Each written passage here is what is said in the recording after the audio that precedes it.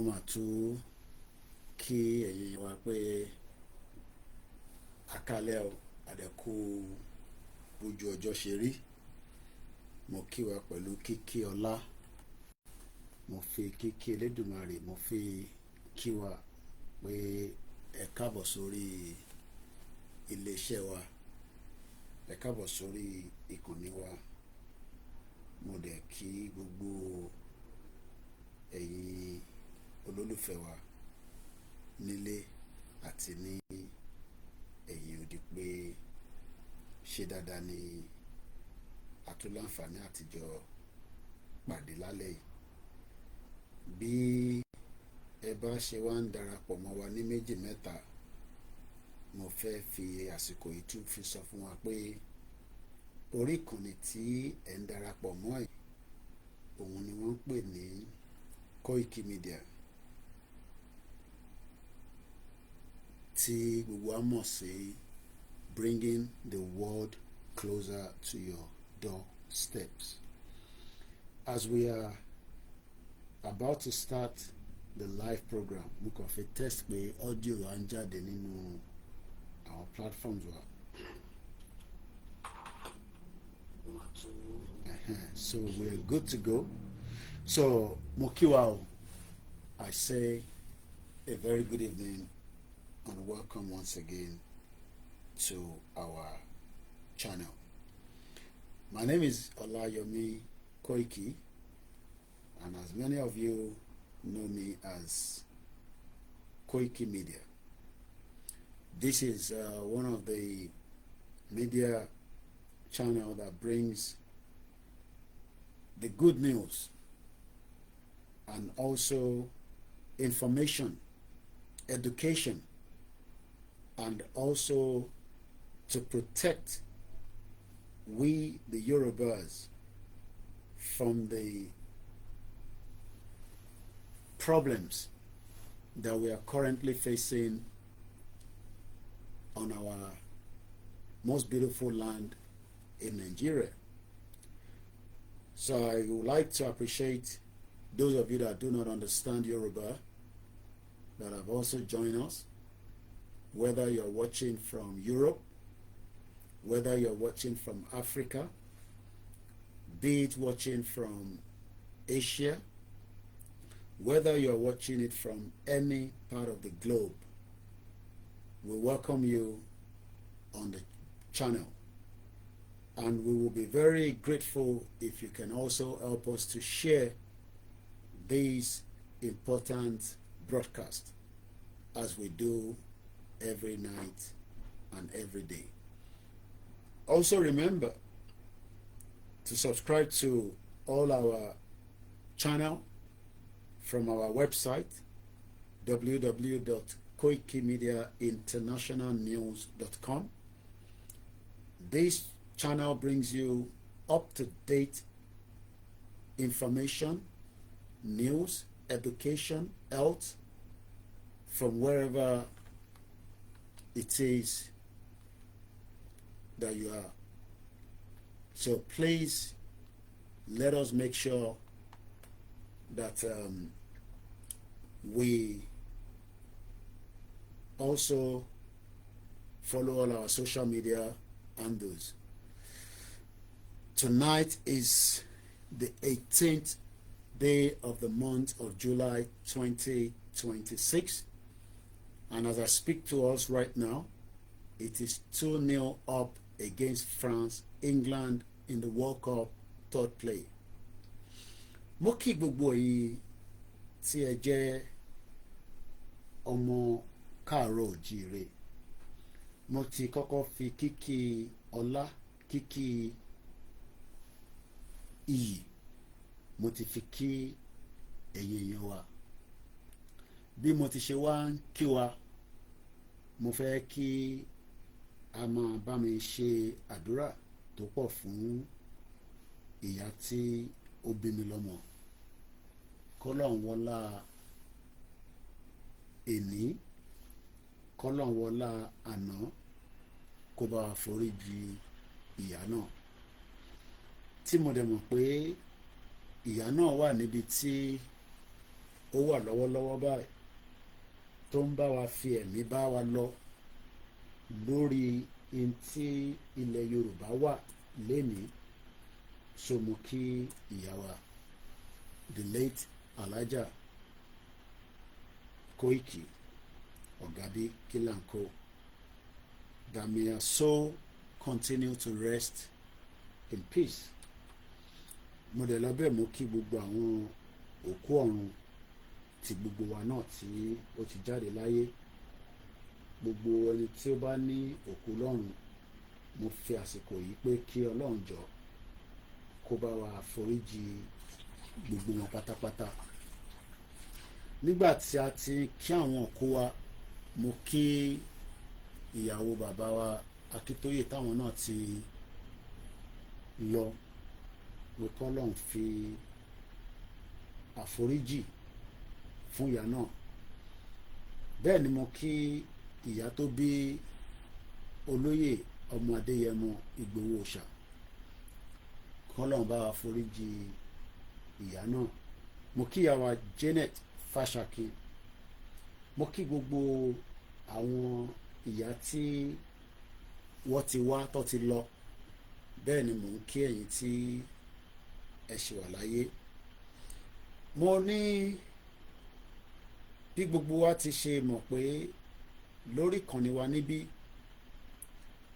oríṣiríṣi ètò ló ń lọ láyé. Báwọn kan ṣe ń celebrate World Cup, wọ́n ń celebrate rugby. Bẹ́ẹ̀ náà ni gẹ́gẹ́ bí mo ti ṣe gbọ́ látara arábìnrin kan tí mo láǹfààní àti rí lẹ́nìí tó ń pè ní ọmọ Australia, tí ó jẹ́ kí n mọ̀ pé Commonwealth tí Nàìjíríà náà jẹ́ kan nínú ẹ̀, ó máa wáyé ní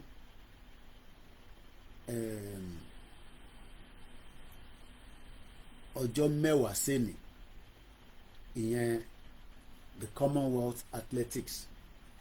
So the world that we are living today is full of different things happening, and èyí tó kan lúkálukú ni agbègbè wọn ló máa sọ̀rọ̀ lé lórí. So am I expecting anything from àwọn tí wọn kì í ṣe ọmọ Yorùbá kọ́ wá ní interest Yorùbá lọ́kàn? Ẹ má jẹ́ ká expect àwọn tí wọn kì í ṣe ara wa pé kọ́ wá fún wa ní interfere. So mo kẹ́yìn Christians, mo kẹ́yìn Muslims, mo kí gbogbo wa. Lákọ̀ọ́kọ́ mo dúpẹ́ fún ìyá tó bí mi pé ó fi gbogbo in tó ní láti fi ran iléeṣẹ́ wa lọ́wọ́. Gbogbo tó ní pátápátá ló fi yọ̀ǹda pé kí iléeṣẹ́ ìkó lè máa nílọsíwájú, mostly through a lot of financial support, and that is the reason why kò sí bí a ṣe fẹ́ máa ṣètò tí mo gbọ́dọ̀ máa dúpẹ́ fún ìyá mi, torí she is the backbone of the Koikimedia tí gbogbo yín gbọ́ lẹ́nìí. And as usual, we are grateful for the life she has lived. So a very good evening to every one of you. On my screen opposite you, which is in front of me, I am watching England versus France. Unfortunately, we are not going to be at the final with Spain. Nígbà tí a lọ sí ọwọ́ Argentina. Bọ́n mo fẹ́ ká kọ́kọ́ bẹ̀rẹ̀ ètò náà nígbà tí mo ti kí ọba Elédùmarè, mo ti kí àwọn kábíyèsí wa, mo dẹ̀ ti kí gbogbo ẹ̀yin tí ẹ ti ń wọlé. Ẹ bá wa comment, ẹ bá wa like, kẹ bá wa share. Topic tí mo mú wá lálẹ́ òun ṣe ní ìrìn àjò tí a gbé dání nísìn, torí ìrìn àjò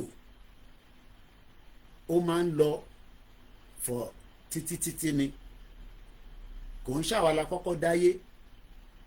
Báwa náà bá lọ àwọn kan sì máa ṣayé lọ ayé kankan ọ̀dẹ̀ ní parẹ́ ṣe máa kẹ́ni kankan fún lẹ́yìn pé ayé máa parẹ́ wọ́n ti sọ pé ayé máa parẹ́ nísìn how many decades ago in tó mátà jù ni pé kí ni wọ́n ń ṣe kí ìran ẹ kó má bàa parẹ́ torí each one of us must play our vital roles to secure, to protect the Yoruba land.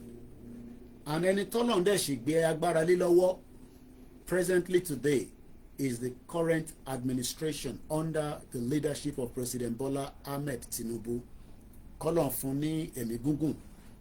Kọ́lọ́run bá wa máa fi ààbò tó pé tó yẹ fi ṣe gàrítírà fún gbogbo àwọn tó bá ń sapá lọ́tún lọ́sì pé President Bola Ahmed ọmọ olódò ọdẹ Jagaban bó máa jábọ́ irú èèyàn bẹ́ẹ̀ lè máa jábọ́ gbogbo ẹni tó bá ń sáré pé kí èní ní 18th of July 2026 aago 10:00 àbọ̀ ló fi lù láti iléeṣẹ́ wa ní London níbi tí headquarters wa wà mo níṣẹ́ gbogbo ẹni tó bá ń sapá pé President Bola Ahmed Tinubu tó jẹ́ current President Federal Republic of Nigeria tó bá ń sáré pé kírú bàbá náà kó má rí àṣeyọrí ṣe á jẹ́ pé ẹ̀yin ò kì í ṣe ọmọ Yorùbá òtítọ́ lóòótọ́ a ní ẹ̀tọ́ láti béèrè fún tó dáa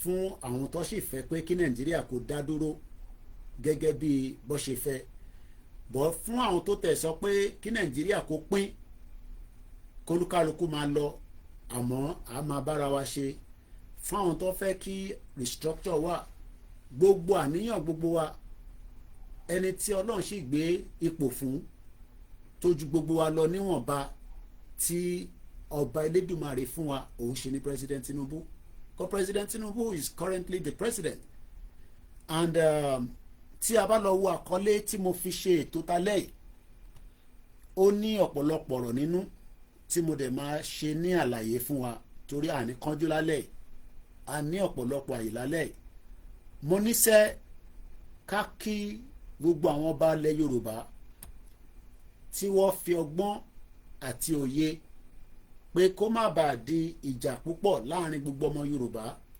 torí táwọn ọmọ Yorùbá kan fẹ́ ó yàtọ̀ síra wọn in tí àwa ta fẹ́ dá dúró àtàwọn tó fẹ́ restructure àtàwọn tí wọ́n fẹ́ President Tinubu ìkan náà ni gbogbo wa fẹ́ in tí àníyàn wa fẹ́ ni pé kí ilẹ̀ Yorùbá kó má di ti àjèjì so topic ìtàlẹ̀ tí a fẹ́ treat láti kàn ní wa òun ni we must use new strategies to achieve our goals.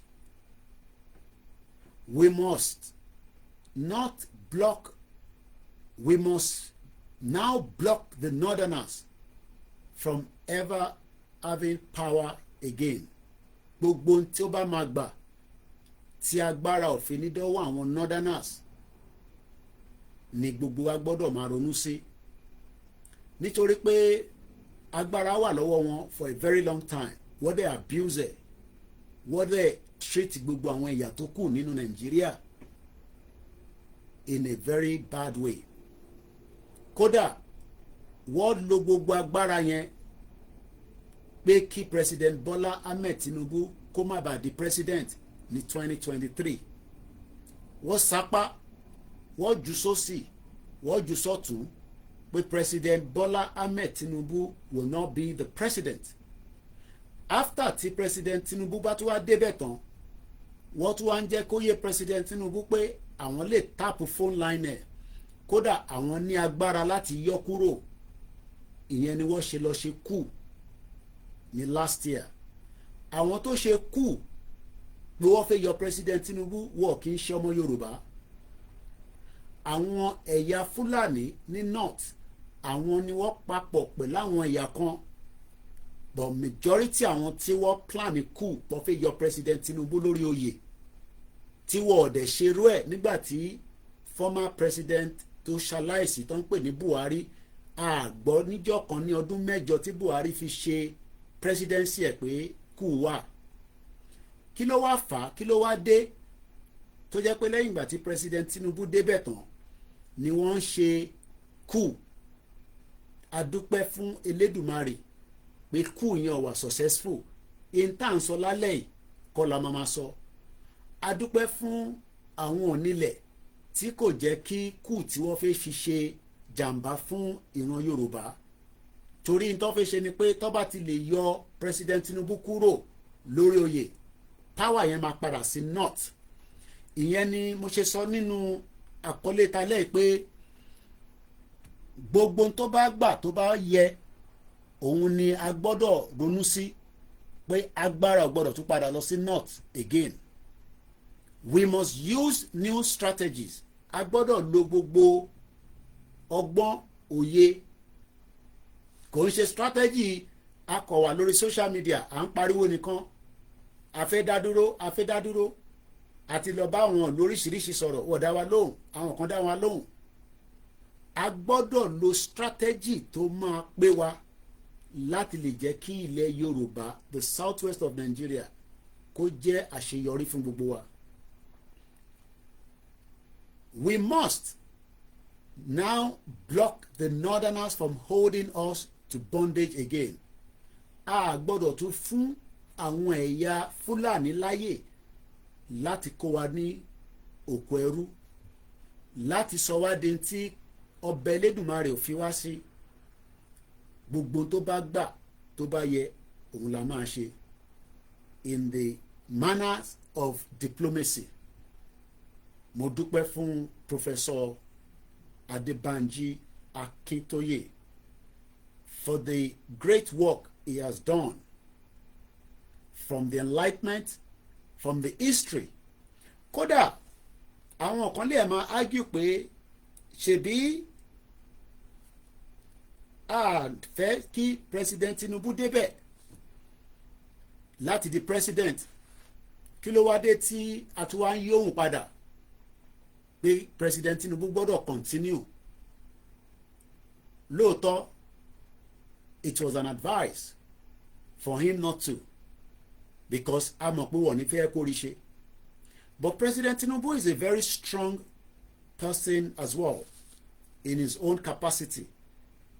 And even tí gbogbo èèyàn bá sọ fún President Tinubu pé má lọ di president ti Federal Republic of Nigeria o lè rí kankan ṣe sí, ẹ jẹ́ ká gbọ́ èsì tí bàbá Akíntóyè sọ ní 2021 tí mo lọ mú jáde. Let's listen carefully. Tó bá jẹ́ ayé dáa tó bá ní Professor Akíntóyè lọ́mọ́mọ́ yín kan wá kó wá ṣe president Tinubu máa lọ mú. Why? Because only experience, only guts. What he did in 2013 to 14 is a miracle. Yeah. How many of us have ever achieved anything like that?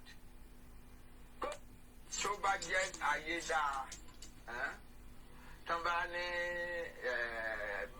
Professor Akintoye, la mama nye kan wá kó wá ṣe president. Tinubu máa lọ mú. Why? Because only experience, only guts. What he did in 2013 to 14 is a miracle. Yeah. How many of us have ever achieved anything like that? Òun lè gbọ́ tí alànà sọ̀rọ̀. This was posted by Object TV Media on the 24th of May 2021. That's about 5 years ago. So kí ló wá change lálẹ́? Kí ló change lánàá? Nǹkan kan change. In tó bá wọn lọ́n ló lè ṣe. Àwa kan lè sọ pé kò ní rí bẹ́ẹ̀, but ohun Ọlọ́run pé President Tinubu will be president and is currently the president. But in the moving forward and new strategies, ǹjẹ́ ó yẹ kí àwọn tó tẹ̀ ń béèrè fún wọ́n fẹ́ dá dúró as an example kọ́ wá máa engage nísìn pẹ̀lú President Tinubu? The answer will be yes. Because under international law, under the United Nations law, to demand and ask for an independent country, you must also engage every single person from your tribes. As I speak to us, England is up by 3-0 to France. It's just an update. So, ẹ má jẹ́ kó yà wá lẹ́nu. Ẹ má jẹ́ kó jẹ́ ìyàlẹ́nu fún wa pé we are now in support of the administration, because in the last 3 years of President Tinubu's government, there has been enough evidence to show that àwọn ẹ̀yà tó kù are doing everything to take him off the power. They are doing everything to take him off from the power. Wọ́n fẹ́ yọ President Tinubu kúrò lórí oyè by force. And we are practicing democracy. We are not practicing any military regime right now in Nigeria. So why tí ẹ allow President Bola Ahmed Tinubu to complete his tenure? Why tẹ́ ṣe fẹ́ yọ by force?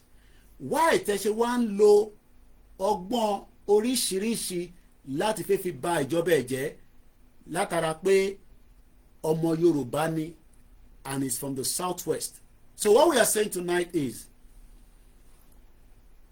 under his leadership, new strategies will continue to form and become the new norm.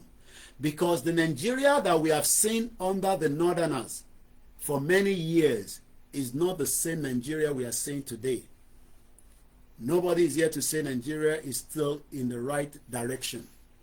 It will never be in the right direction because there are many instances that can be discussed on why Nigeria will not go in the right direction. But what we are saying tonight is that there must be new strategies to be put on the table of the presidency for the interest of the southwest of Nigeria. Because the southwest of Nigeria is still the brain of Nigeria. Tabati your southwest kúrò, then you will probably not have much left in Nigeria. Because the southwest holds Nigeria in the center. But it is now a new strategy that will be put in place. So, mo kàn fẹ́ kọ́kọ́ fìyẹn síwájú náà pé nobody should be in any doubt, even just to put that on record, that the media publicity of President Tinubu refused to accept Baba Akintoye that Yoruba people should be independent. And I've gone back to pull record, because you don't have to pull record for me. I can pull it up myself. But in anything in life, any expect pé ẹni tó fẹ́ contest for presidency kó tún wá fẹ́ endorse àwọn tó ń béèrè fún self-determination is two different things entirely. So what we are witnessing today is nothing new. It's just the new strategies that I believe will move us forward. If we are truly and we want the best out of the Yoruba land in the current climate of the southwest of Nigeria. So 4 years ago, this is under the leadership, as you can see, newspaper. Tinubu knocks Professor Akintoye over threat to pull southwest out of Nigeria. Kò ṣe Tinubu gangan ló kọ, but it was his media aide, Bayo Onanuga. Presidential candidate, remember, he was not yet a president. He was still ready to be a president. But Awatiwa already at the campaign of pulling out of Nigeria. Presidential candidate of the All Progressive Congress, Bola Ahmed Tinubu, has berated renowned historian Professor Banji Akintoye over threat by his group to pull the southwest geopolitical zone out of Nigeria. He described Akintoye's comment, especially his position that he, Tinubu, was only pursuing his personal interest in running for 2023 presidency as unfortunate, misdirect, misplaced, and divisive.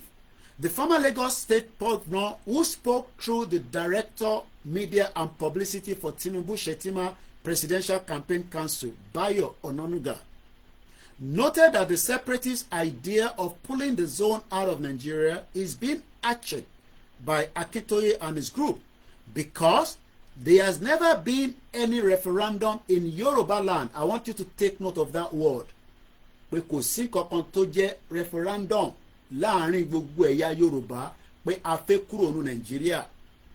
Ìyẹn is a matter that can be looked into and discussed as we progress in the new strategy. Because when you talk about new strategy, ṣé gbogbo Yorùbá lóòótọ́ ló fẹ́ ká pull out of Nigeria? Àbí gbogbo Yorùbá kọ́? How do we know that? How do we put the censor out or the poll láti fi confirm pé every sons and daughters of Yorùbá ló fẹ́ ká pull out? Àbí àwọn tó ní kó restructure Nigeria and we can still remain one unit Nigeria? But since that has not been done, yes, there is a case. But while we are campaigning, Nigeria, not everybody has agreed in that direction. And that is why I am reading this, that the presidency under the spokesperson did not align with the campaign for a pullout of Yoruba people out of Nigeria. So the statement was issued to this effect on Thursday night. The APC standard bearer said, to be candid, there are several agitation groups in the southwest and in other parts of Nigeria who wrongly think the best way to demand for justice and fairness is through breakup of our country. The question tonight is there justice? Is there fairness for the Yoruba people, the Igbo people, and mostly the Hausa people, the Ijaw people, the Middle Belt? Ṣé justice and fairness ṣó wà fún wọn? You can help me to answer that as you are listening to this audio or fẹ́yìntẹ́ wò ní live. It is coming up to 11 p.m. at exactly 22:44 p.m.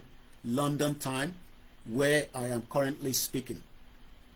So you can see that in the Yoruba land, as power Tiwa lower President Tinubu as at the time, there is no way he would even endorse or support a pullout of Nigeria.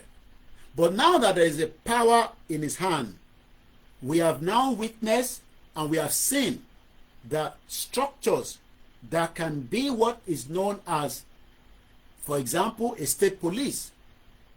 Because having a state police is in the interest of not just the Yoruba people, but it is also in the interest of mostly those that have been badly affected by the terrorism that has savaged every part of the state, mostly like the Middle Belt and currently the northern part of Nigeria.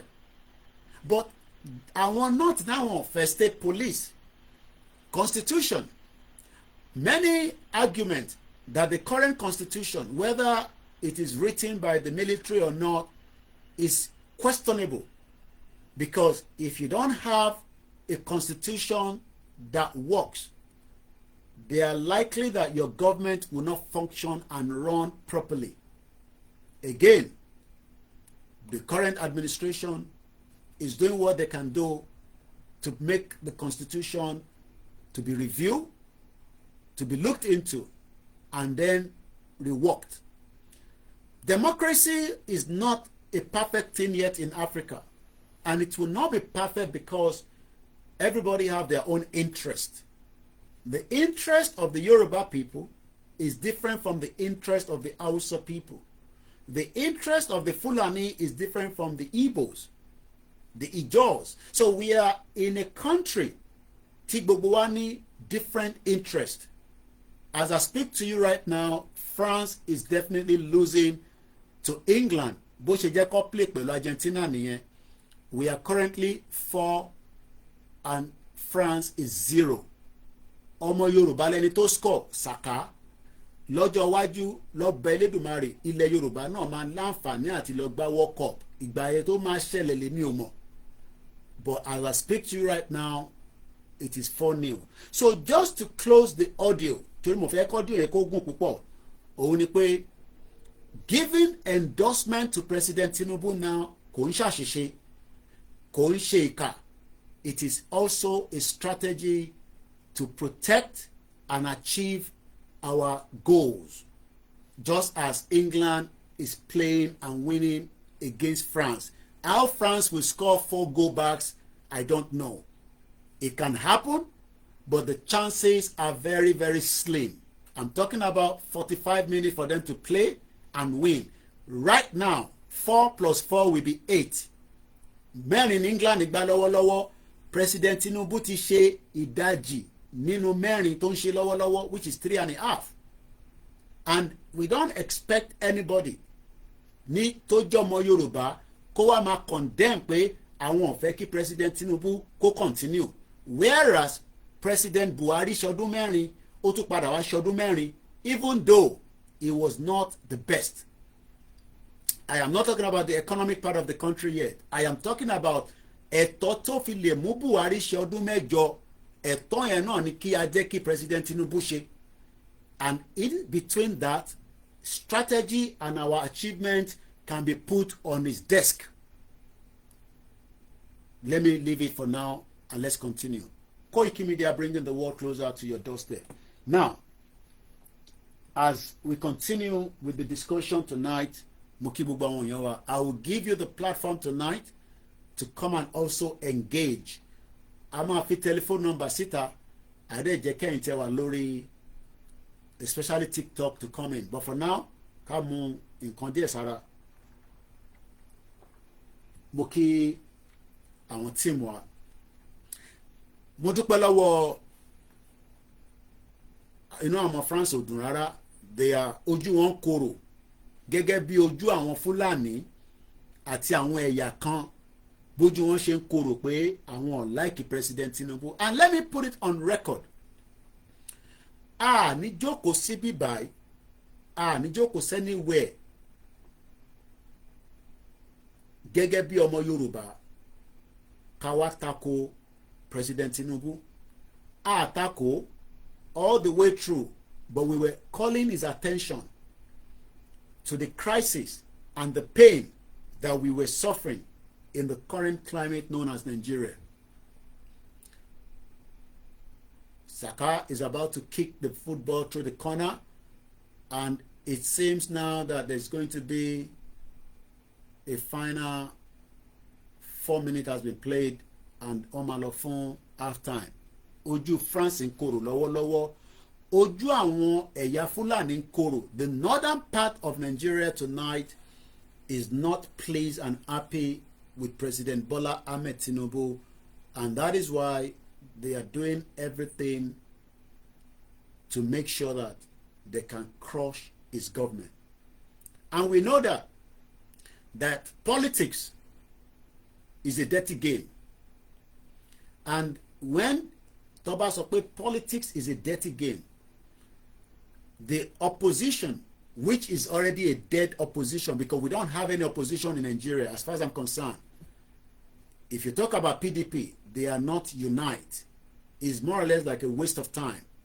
If you talk about any other political party, even if PDP ò bá tẹ̀ your position tó strong, èwo ló fẹ́ wá sọ tó jẹ́ èyí tó dáa.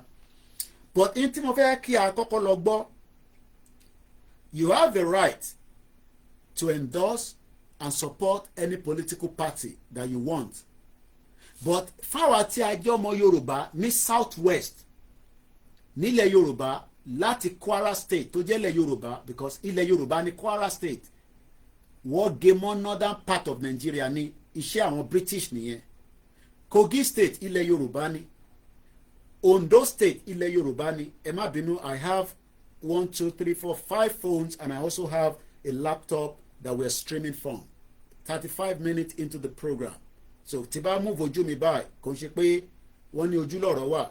So I'm watching this one, watching the Twitter, the Instagram, the Facebook Koikimedia Oduduwa, the Koikimedia, and also cross-post to Koikimedia Oduduwa, and we also have the TikTok.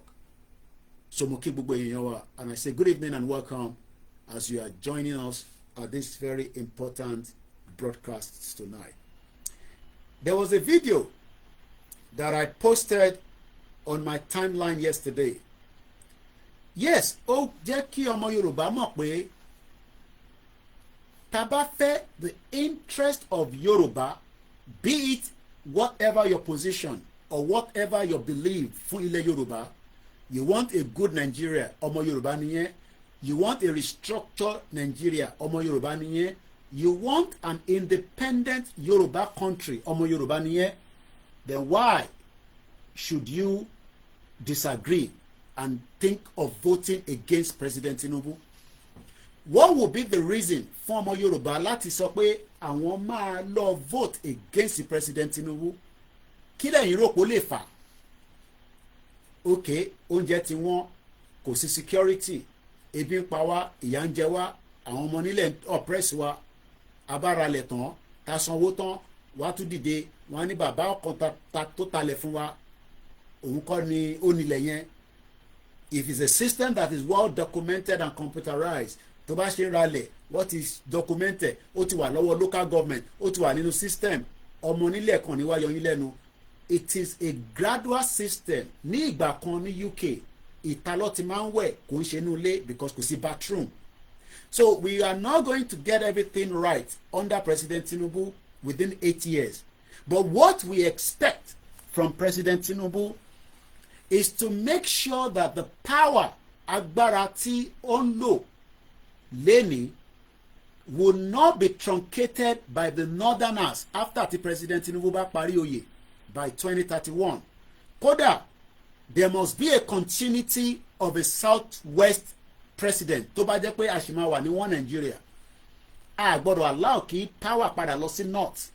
Nítorí pé àwọn northerners ò mọ agbára lò, wọ́n ṣì lò, wọ́n lò bàṣàbàṣà, wọ́n fi tẹ̀ wá, wọ́n fi oppress wa, wọ́n fi subjugate wa, wọ́n tún wá ṣe fi terrorism, wọ́n fi fìyà jẹ wá in our own land.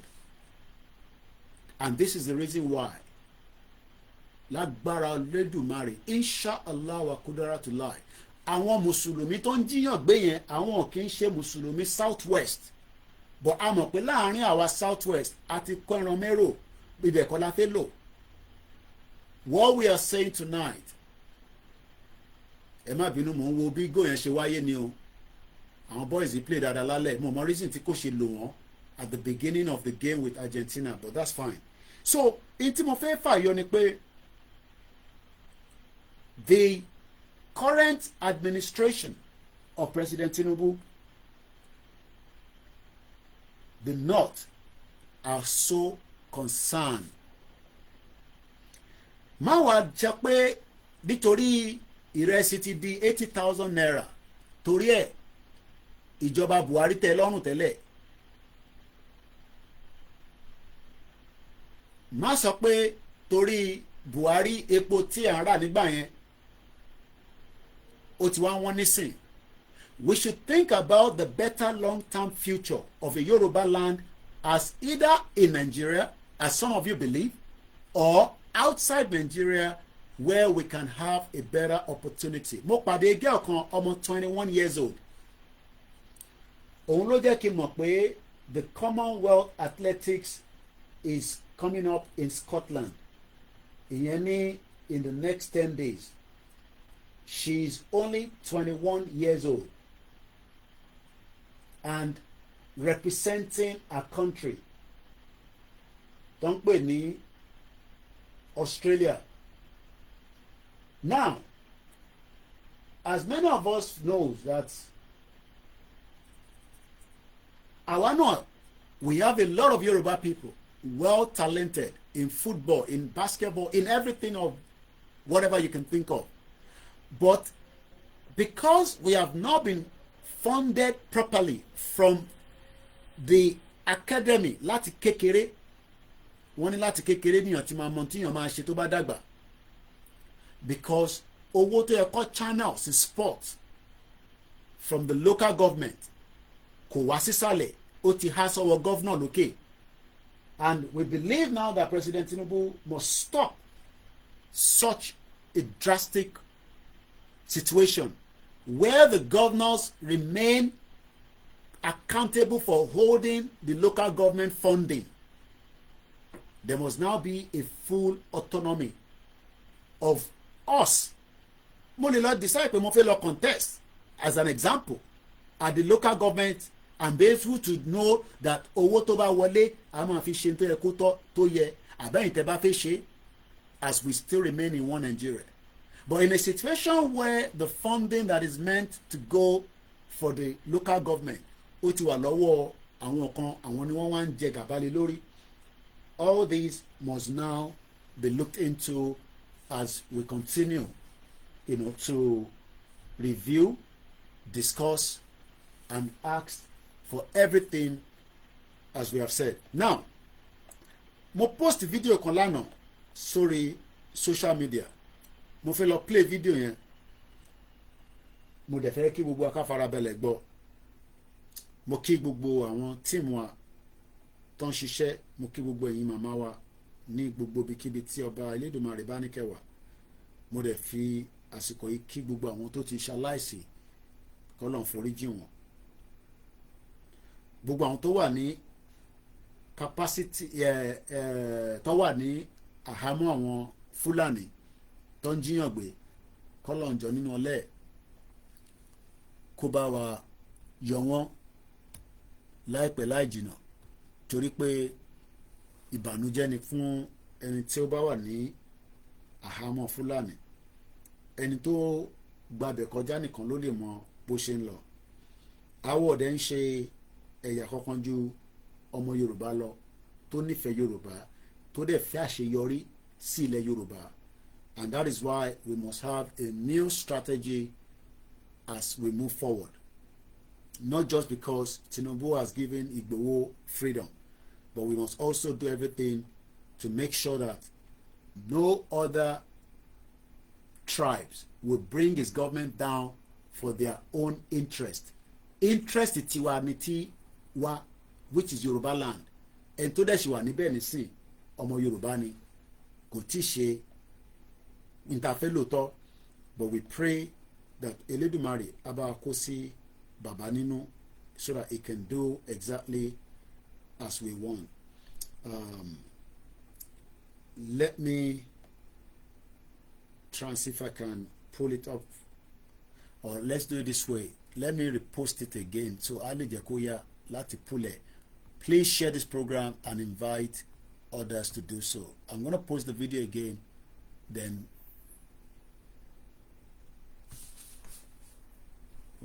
for oríṣiríṣi tí sọ́mà bá ti dé, problem tá máa ń face nìyẹn, oríṣiríṣi ló máa fò káàkiri. So no go better for you. Last election, you know how much I spent on you now, Obi? DSS arrest me because of Peter Obi. That show will come pay me. Okay. Peter Obi is a very wicked man. Okay. Even Peter Obi picking self, no go support him. Obi, you are a wicked being. Okay. No go better for you. Last election, you know how much I spent on you now, Obi? Obi, one day, everywhere we dey sing, even my hotel for Ibadan, I dash you now for Obi. I did everything. Now you now sell, you now vote. Now you now. No, I want that video because I want other to be able to listen to it. Be simply kò ní jáde pẹ̀lú other platforms. So let me see if I can pick it up on my X handle. Like I say, I welcome you to the broadcast, and like I said, I'm a fún láyè. Let me again confirm yẹn padà torí gbà tí mo ń sọ̀rọ̀ lẹ́ẹ̀kan kẹ́kọ̀ọ́ yẹn máa pọ̀ nínú ẹ̀ ni, but orí yẹn ti fẹ́ máa mú mi nísìn. So I'm so happy. No matter, even though gbogbo wàhálà àti England dá sí wa lọ́rùn àti UK generally, I'm happy that we are winning the game because I live here. I've lived there all my life, so it doesn't matter. I am happy that they are currently winning their game tonight. This is what we expected them to do, but as we know, it never happened because àwọn tó ṣe coach yẹn tó lọ lo àwọn tí kò yẹ kó lò. Mo kí gbogbo ẹ̀yin èèyàn wa lẹ́ẹ̀kan sí i. A máa fi nọ́mbà síta tí ẹ máa fi bá wa sọ̀rọ̀ láìpẹ́. Mo kí gbogbo ẹ̀yin dáàdì wa. Wọ́n ní until England take their hands off Yoruba land, they won't win a World Cup. Well, probability, you know what. Anyway, let's hear this. Mo kí àwọn team that are working around the clock. It's not easy at all, especially with little resources. Ẹni tí a fẹ́ sanwó website fún, mo ti fún wọn ní 50,000 naira. Èèyàn kan tẹ promise wọn máa fún wa ní kankan, but àìtí rí. Ó yẹ ká ti balance. Yes, it's 4-0. England is leading at the moment. Ó yẹ ká ti balance ẹni yẹn ní 100,000, but since we don't have enough, 50,000 tí mo láǹfààní àti lè fún náà ni mo ti fún wọn. So mo dẹ̀ dúpẹ́ lọ́wọ́ gbogbo ẹ̀yin tí ẹ ti send owó sí sister wa tó wà bedridden. We are very grateful as well. We appreciate it. Ọlọ́run ní jẹ́ kó tán níbẹ̀. Àṣírí gbogbo wa máa bò. Àṣírí wọ̀ ní tú. Okay, I'm not sure why the video, I'm not seeing it. It's very strange. Ìbáná la ṣe post ẹ̀ kí ló wá dé tí kò ṣe lórí timeline mi mọ́. All right. Okay. Anyway, I will play the video from here, but àwọn tó kọ̀ wá lórí Facebook ò ní gbọ́ ni. In tí mo kàn fẹ́ lò ń bẹ̀ gbogbo ala ti gbọ́ tí brother wa Ayọ̀ Fáyọ̀ṣe tó jáde tó fi gbogbo ara sọ̀rọ̀ tó bínú tán, which is normal. You know, he's a human being, and he has the right, you know, to be angry and upset. But only statement kan tí mo fẹ́ ká gbọ́ nínú ọ̀rọ̀ tí Isaac Fayoshe, Ayọ̀ Fayoshe, Isaac ni mo fẹ́ sọ, not Ayọ̀ Fayoshe, Isaac, the younger brother. There was something he said in the video that he produced or made yesterday. Mo kí gbogbo ẹ̀yin àfà àtàwọn ọmọ ilé kéwú. And that video indicates that àfitàbá parọ́ fúnra wa as Yoruba people. Àwọn àtẹnumájà a máa parí ẹ̀ náà ni. There is no way pé a fẹ́ gba Yoruba nation, even if we want a Yoruba nation, that we will not involve or drag our politicians into it. But abawale get them involved in a way that they can understand, in a way that they will be able to get the message without violence, or without a way that they will see us as their enemies. I think we will also achieve something. Probability is there. Not that they will accept straight away, but wọ́n ní ọgbọ́n tí gbogbo ọmọ Yorùbá ní òun náà ni gbogbo àjọ ń lò, but we are using it in different ways. Ọgbọ́n tí President Tinubu ń lò lọ́wọ́lọ́wọ́ nísìn, ọgbọ́n yẹn wà lórí ẹ̀, and we pray that he will be able to deliver from what he's currently doing right now, because even as is there, àwọn kan fẹ́ kó rí àṣeyọrí ṣe, and even these are Yoruba people. So it is sad pé ọmọ Yorùbá kan máa wá ní torí ebi ń pa wá, ìyà ń jẹ wá, wọ́n ń jí wa gbé, for that reason wà wá lọ campaign against the President Tinubu, and we know the game they are playing. As an example, the governor of Oyo State wants to beat the president as well. He has the right, under the current rules and regulation, the Constitution of the Federal Republic of Nigeria. He has the right to campaign to be the president. But ní ọkàn ara yín, do you think that the current governor of Oyo State can be the president of Nigeria, that people will vote him? And what is their own intention? I am not talking about the current I am talking about what is his intention. Is it also to give us a better Nigeria, or to bring a betterness of what? ẹ jẹ́ ká gbọ́n tí Isaac Fayose tó sọ bọ̀ arákùnrin tó sọ̀rọ̀ yìí òun nìkan náà òun náà máa ń ṣe content mo mọ orúkọ ẹ̀ but I'm sure some of you have heard the video but let's just hear the soundtrack.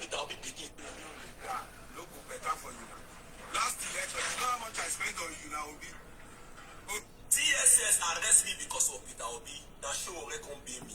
Peter Obi is a very wicked man. Even Peter Obi himself no go support him. Obi, you are a wicked being. Look better for you now.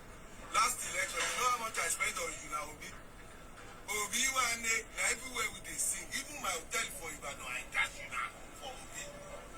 I did everything. Now you now sell you now vote. Now you now even come where we dey. How many times when you did when I dey protest? So I come meet you now one time. Make you not die. Ẹ̀gbọ́n kan tó sọ mẹ́ẹ̀ ó ní I come meet Ṣèyí ìyẹn Isaac tóun lọ pàdé Ṣèyí àmọ́ bí tó ti pàdé bí a club ni bí a lé olóúnjẹ ni àwọn ọmọ obedient wọ́n wá ń fi èpè ránṣẹ́ sí Isaac Fayose tó ń support ọmọ Igbo tó ń pè ní Peter Obi. I'm sure pé nǹkan tẹ́yìn kan fẹ́ náà nìyẹn especially àwọn ẹ̀yà Igbo kan in táwọn fẹ́ ni pé káwa wà against the president Tinubu káwọn lè máa rẹ́rìn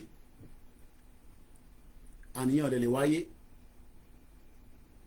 in táwọn ọmọ Igbo kan fẹ́ kò ń ṣe gbogbo wọn o kò ń ṣe gbogbo wọn but the majority of them want especially àwa ta ní a fẹ́ Yorùbá nation nìyẹn wọ́n fẹ́ jẹ́ ká gbẹ̀yìn lẹ́yìn president Tinubu káwa against it especially Ìgbòho torí wọ́n mọ bí Ìgbòho ṣe jẹ́ as a voice in Yoruba land today.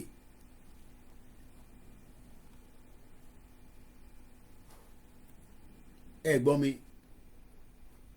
àwọn ẹ̀yà Ìgbò wọ́n fẹ́ lo àwa Yorùbá láti fi bá president Tinubu jà.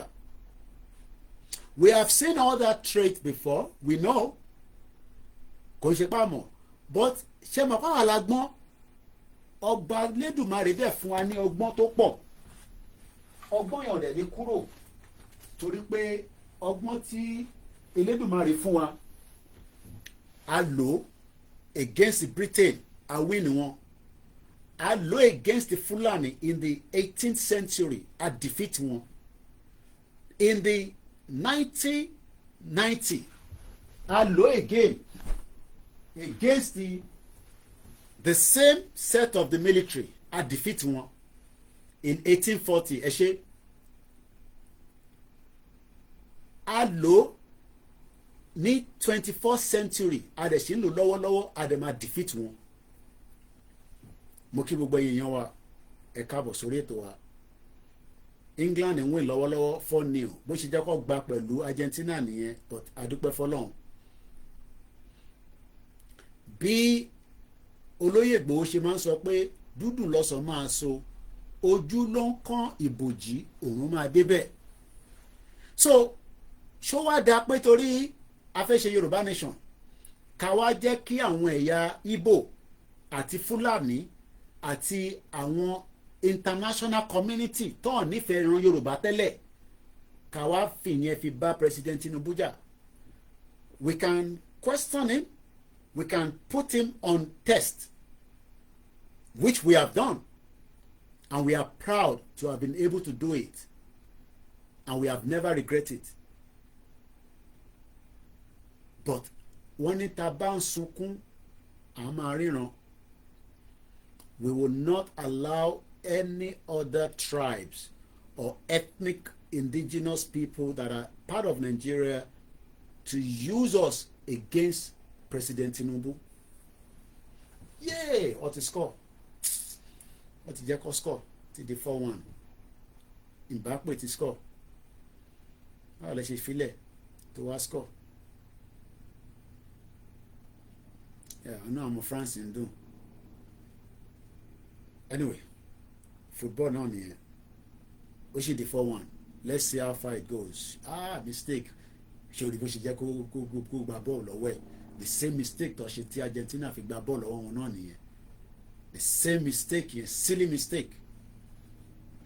So I hope pé mo ẹ ń bá mi lọ ẹ má bínú mo kàn fi yẹn you know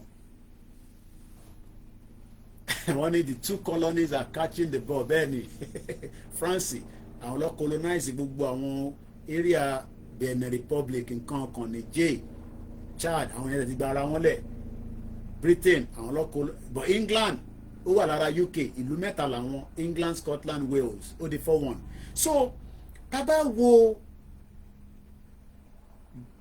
game tí wọ́n ti ń play bọ̀ all along òun ni pé kí àwa ta gbé self determination dání ká fọ́ lójú pátápátá ká destroy President Tinubu ká gbé wálẹ̀ and that is why people that are not in support even as we speak right now they are not in support pé Tinubu wò lẹ́ ń pè nísìn is because they are also one of the Yoruba people that want to bring Tinubu down and it will be difficult to bring him down tẹ́yìn ò bá ti lè gbégbèsè yẹn but ẹ nílò Ìgbòho láti fi gbégbèsè yẹn ẹ̀yin lẹ́ máa lọ gbégbèsè yẹn tẹ́ bá ti lè rí ṣe akọni ní gbogbo wa àbí ọmọ Yorùbá ní gbogbo wa yes you can do it but you cannot use Ìgbòho as a scapegoat for such because it is a new strike. Ẹ má bínú ẹ̀ tẹ́ wà ní orí Facebook yìí but it seems I'm not really looking at this side. I think next time I will have the laptop here. Kó lè face me by. And I think I thought it was going to be good like that. Okay, let me take the camera off and bring it back this way. But I think it make sense because it's like pé mo really rí ojú yín ẹ̀rẹ̀ lójú tèmi náà. So I think I should bring the laptop here so that way ẹ lè máa rí mi instead of the other way around. Even though pé ó lọ́lẹ̀ díẹ̀ but at least ó sì better. Let's now see. Yeah, I think it's fine. Oh, better there. At least it's more or less like, you know, I'm looking at all the cameras this way. It makes sense, Ben. Listen, am I being? How many people agree with this statement? Timoson, listen. That àwọn ẹ̀yà tó fẹ́ jẹ́ ká wà ká fọlójú tán pẹ̀lú President Tinubu, they are also Yoruba people. Mostly the diasporas. Kò ṣe gbogbo wọn. Any diaspora that is expecting anything different from whatever is going on right now. I want you to score me. Okay, that's got the line on me. Okay, I can't repeat it. Any diaspora that is expecting anything different from what is going on in Nigeria today, anybody to buy expect me, they're expecting anything different. I jẹ́ pé ìgangan lẹ̀ nífẹ̀ẹ́ lẹ̀ Yorùbá. Tinubu is not a perfect person. I am not a perfect person. You are not a perfect person. But we should be more concerned about the Yoruba land to connect gbogbo wa together. Because the Yoruba land is what connects every one of us. The reason that ṣe ń bára wa sọ̀rọ̀ ní èdè báyìí tá fi ń gbọ́ra wa yé is because we are connected with the land. And until we start understanding that even how the new norm of the world tó tún ṣẹlẹ̀ nísìn ṣe mọ̀ pé we thought ogun Iran àti America ó ti lọ́lẹ̀ díẹ̀. It seems it is coming back again with a new strategy. And I listen to a lot of different platforms that are English and other Asian Middle Belt. A man was saying that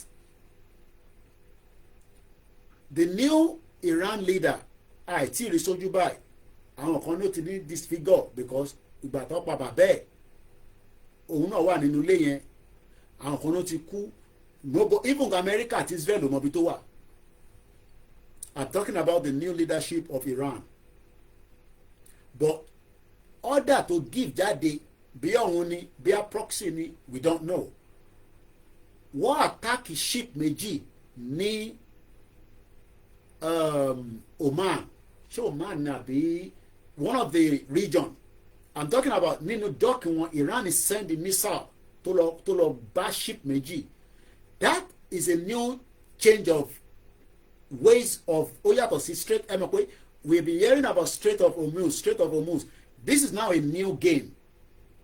bí ṣe bá ń sọ̀rọ̀ lálẹ́ American military méjì ti kú ní Jordan látara new ìjà tó tún ṣe bẹ̀rẹ̀ yìí 16 American soldiers kan bá kú bí ìgbà 1 million people ló kú lọ́dọ̀ tiwọn kò dàbí ọ̀dọ̀ tiwa tẹ́ pé bíyàn kan bá kú àtẹ̀ǹfilẹ̀ a máa ti gbàgbé whether ó kúkú Fúlàní ni whether ó kú hospital ni whether ó kú accident ni because bóyá pọ̀ or bóyá a ní human sympathy as France ti score kan sí ègé ó di méjì 4-2 England ti ó ti lose concentration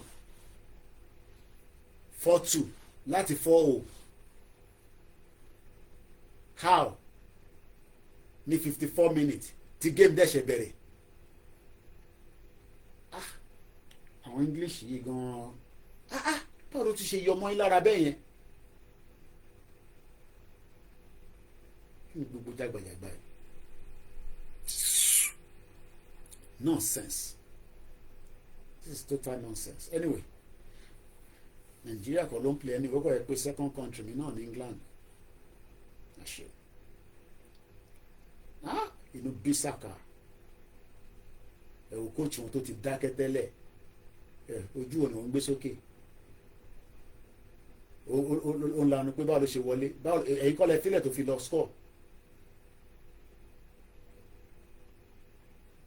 Kàn jẹ́ kó gbọ́n góò wọlé láàrin 10 minutes ó di 4-2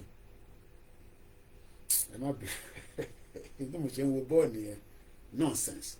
Anyway, let's come back to the conversation. So ntẹ̀mọ́bi tí mo bọ́rọ̀ dé báyìí wọ́n ní sìn ti lose the lines mi.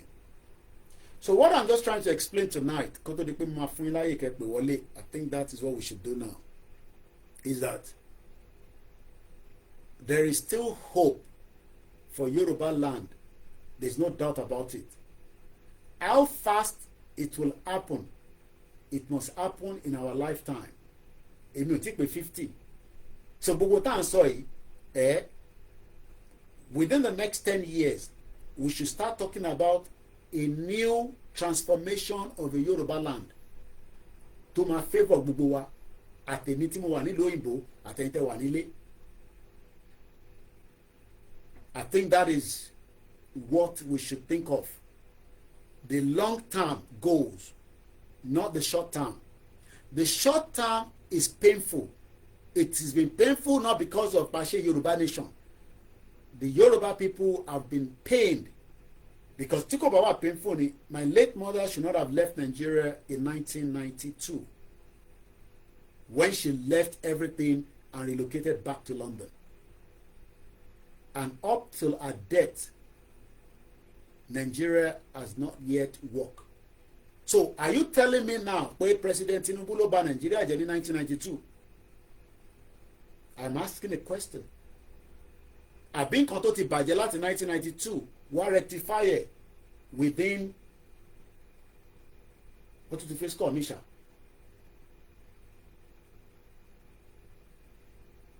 Ó kù díẹ̀ sọ àbá tó score kan ṣá. Egungun àwọn France wà lè nísìn àwọn náà mọ̀ bọ́ọ̀ gbá. I hope I'm communicating here. I'm asking again. In the 90s, kò tí pé 40 naira to a dollar. In tó lé ìyá tèmi kúrò Nàìjíríà nìyẹn. Mama sọ fún mi pé ìwọ kọ̀ kúrò Nàìjíríà yàtọ̀ sẹ́ńtọ́ kódà tó bí síbí báyìí tó wà Nàìjíríà ìdá ó struggle sáré padà wá àbí nígbà tó dé ó sá kúrò ní Nàìjíríà. Don't be deceived. I'm not talking about àwọn olóṣèlú tó rí jẹ nínú Nàìjíríà àtàwọn tó jẹ́ pé Uber kò tẹ̀sí Uber nígbà yẹn àwọn tó ń wa cab àwọn governors wa kan nílẹ̀ Yorùbá lẹ́nìí cab náà wà ní London. I don't want to mention names. Àwọn tó yẹ pé amọ̀ṣẹ́ tó ń ṣe ní America àwọn náà struggle just like báwa náà ṣe ń struggle nísìn cause gbogbo tó ń gbé ní diaspora and struggle ni whether they like it or not because this is not our territory, this is not our home. Ní choice bàbá ní choice ilé ló yẹ ká wà. But the factors of being in the house, we have not been able to. Ìyẹn ni gbogbo àṣẹ wà níta lẹ́yìn odi.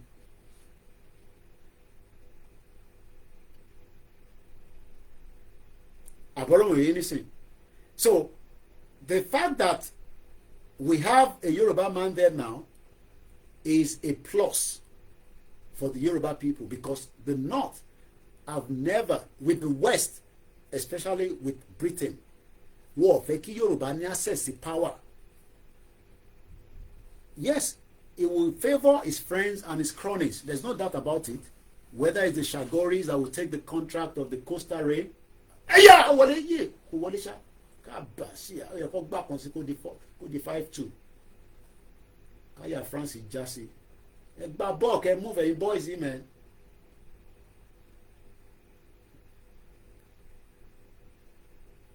So àbọ̀rọ̀ wọ̀nyẹn nísìn. So the fact that the country has been mo fi sọ òyìnbó tó pọ̀ púpọ̀, but mo ń try láti balance the conversation here. The fact that Nigeria was destroyed in the 90s, èyí tí wọ́n ṣe bí ní 2000, ẹ lè understand nǹkan tí mo ń sọ yìí, but àwọn tí wọ́n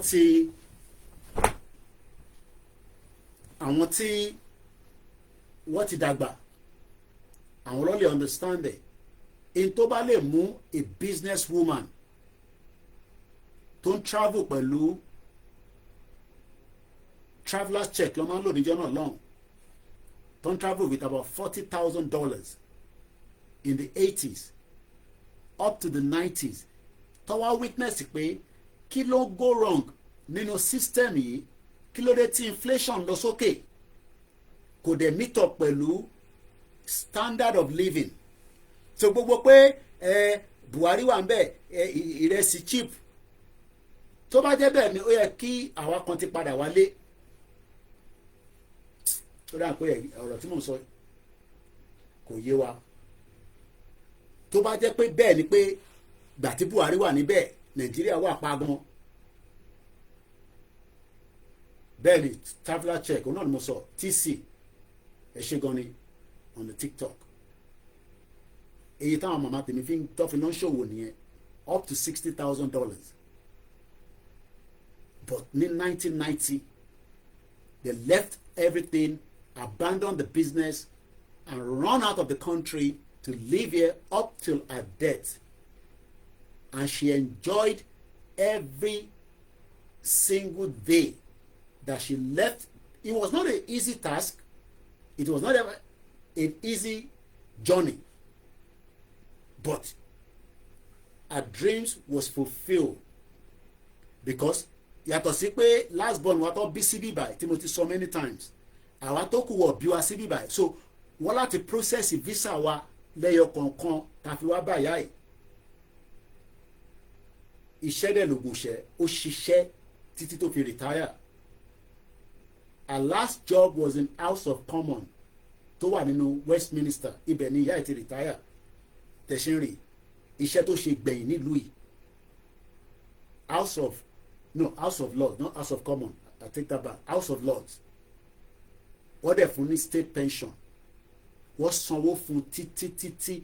Èèyàn mélòó nínú àwọn parents yín, torí kò parent mi ò gbé ní Nàìjíríà, bàbá tèmi ti kú, ìyá mi ibi báyìí ló gbé tó ti gba pension, but mélòó ni àwọn tí ṣèbí kí mo gbọ́n kí ni ìwálẹ̀ nísìn, irú energy wo ló wá ń lò tó fi máa dẹ́rù bà mí mọ́nú lé nínú studio, ó wá ń dọ́gbọ́n, you are bomb bastard, láti ti window kitchen ìgbéra ń pípẹ́ lọ́n gbà wọlé bó ṣe rí náà yẹn lọ́n wọlé, iná pálọ̀ yẹn ló ń jẹ́ kó máa wọnú studio mi níbí báyìí, so mo ti window yẹn kó máa yọ mí lẹ́nu.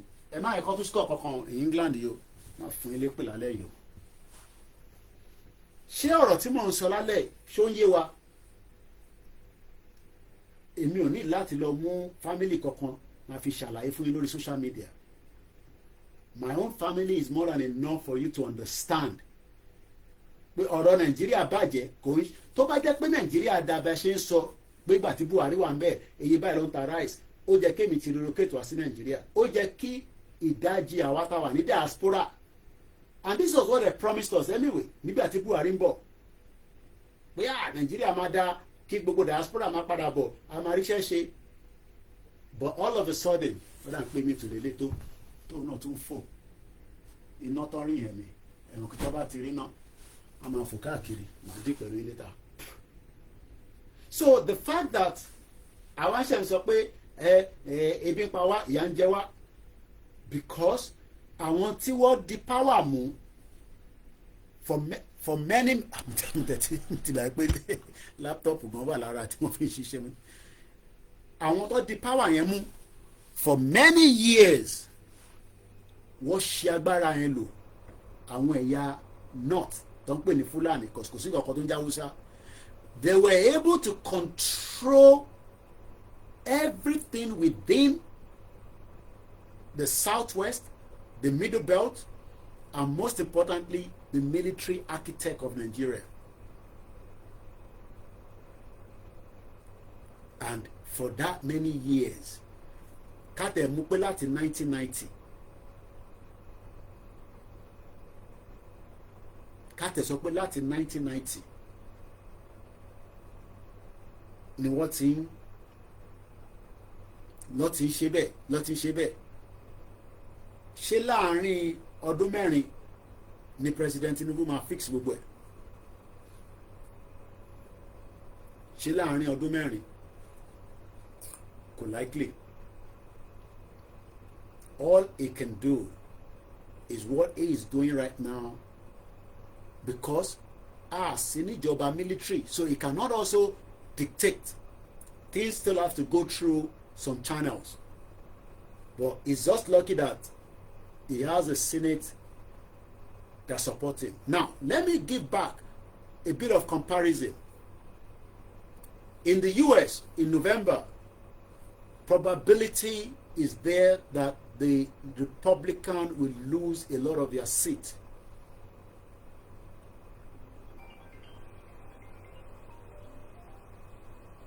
ẹ má wọrí nípa yẹn alájà ẹ má wọrí bẹ́ẹ̀ ni studio ń yọ mí lẹ́nu náà ni mo wo football fly ń yọ mí lẹ́nu bẹ́ẹ̀ ni o but at least ẹ ṣáà ń gbọ́n tí mo sọ wọ́n ti tún score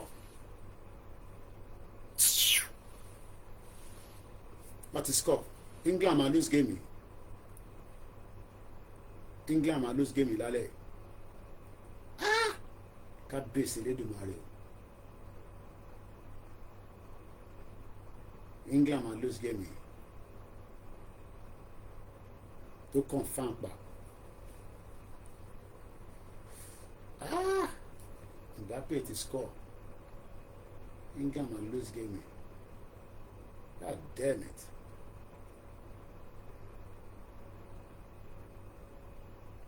àwọn English yìí sọmọ bọ́ọ̀ gba sábà ẹ̀.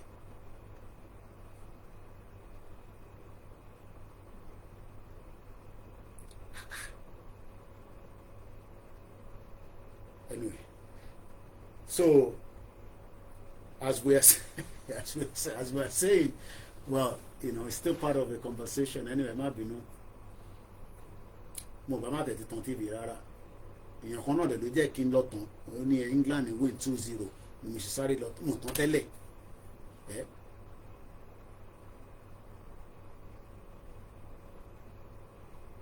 France ti fẹ́ bà England jẹ́ báyìí.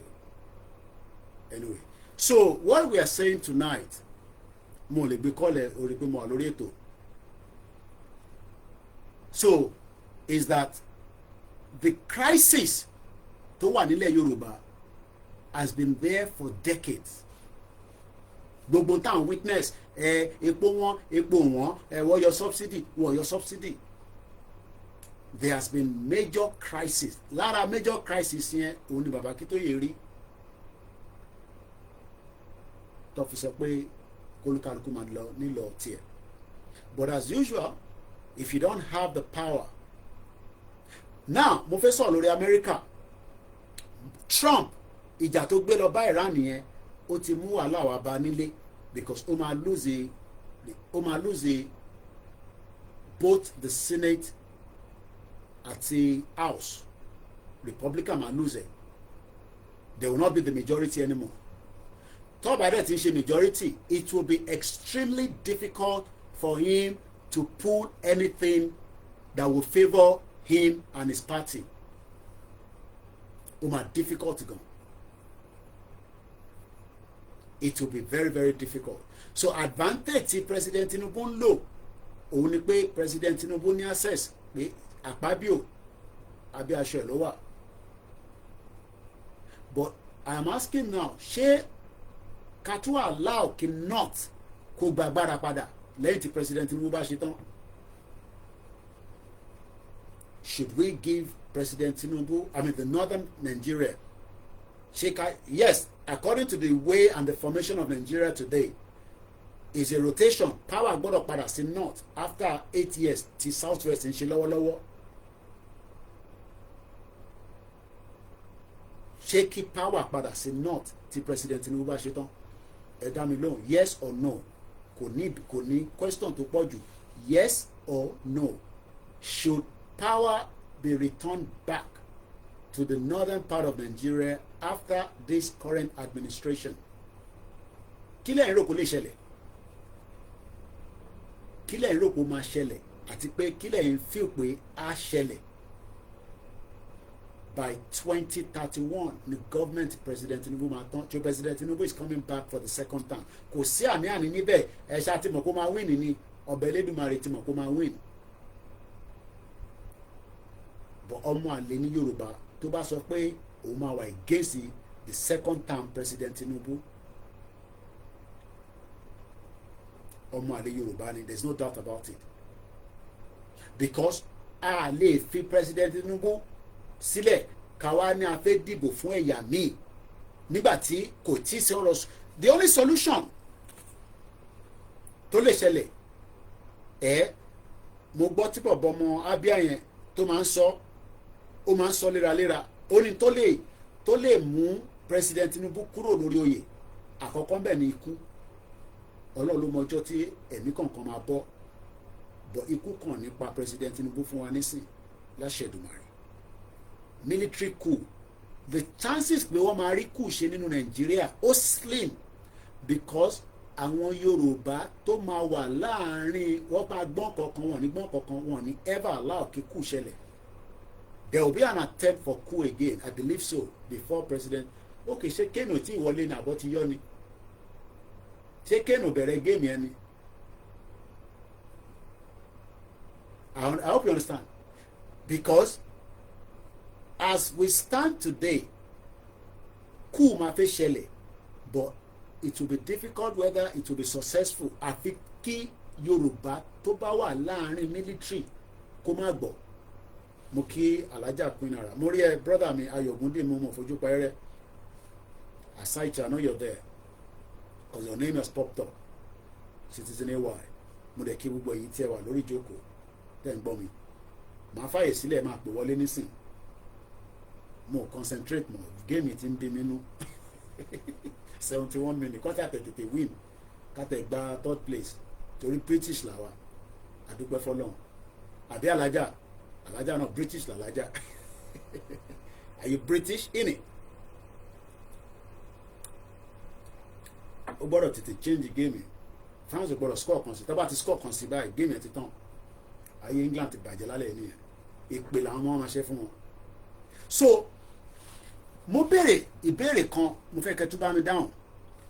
Ẹ ṣé gan ni mo kí bàbá mi náà Alhaji Bashiru, èmi àti wọn sọ̀rọ̀ lánàá, bàbá dáadáa, ẹ̀mí á gùn. Mo kí gbogbo yín tí ẹ wà nílé, Ọlọ́run ní fi bí pa wá. I'm asking again, so tí bá ti ṣojú òpó àtẹ̀yìntẹ́ máa darapọ̀ mọ́ lórí TikTok, ẹ fẹ́ join máa pín in wọlé. I'm not in a rush tonight. I will allow this program can run for 4 hours. Ẹni tó bá ní data kó gbọ́, ẹni tó bá fi lọ kó lọ, màá ka comment. So èmi ti land with my bit of become more concentrate money saying you can see that I'm not fully concentrating, but mo ti balance the conversation mo fi sọ. Ọ̀rọ̀ President Tinubu àtèmi àti Ìgbòho àti bàbá Akíntóyè kan ló rán mi iṣẹ́.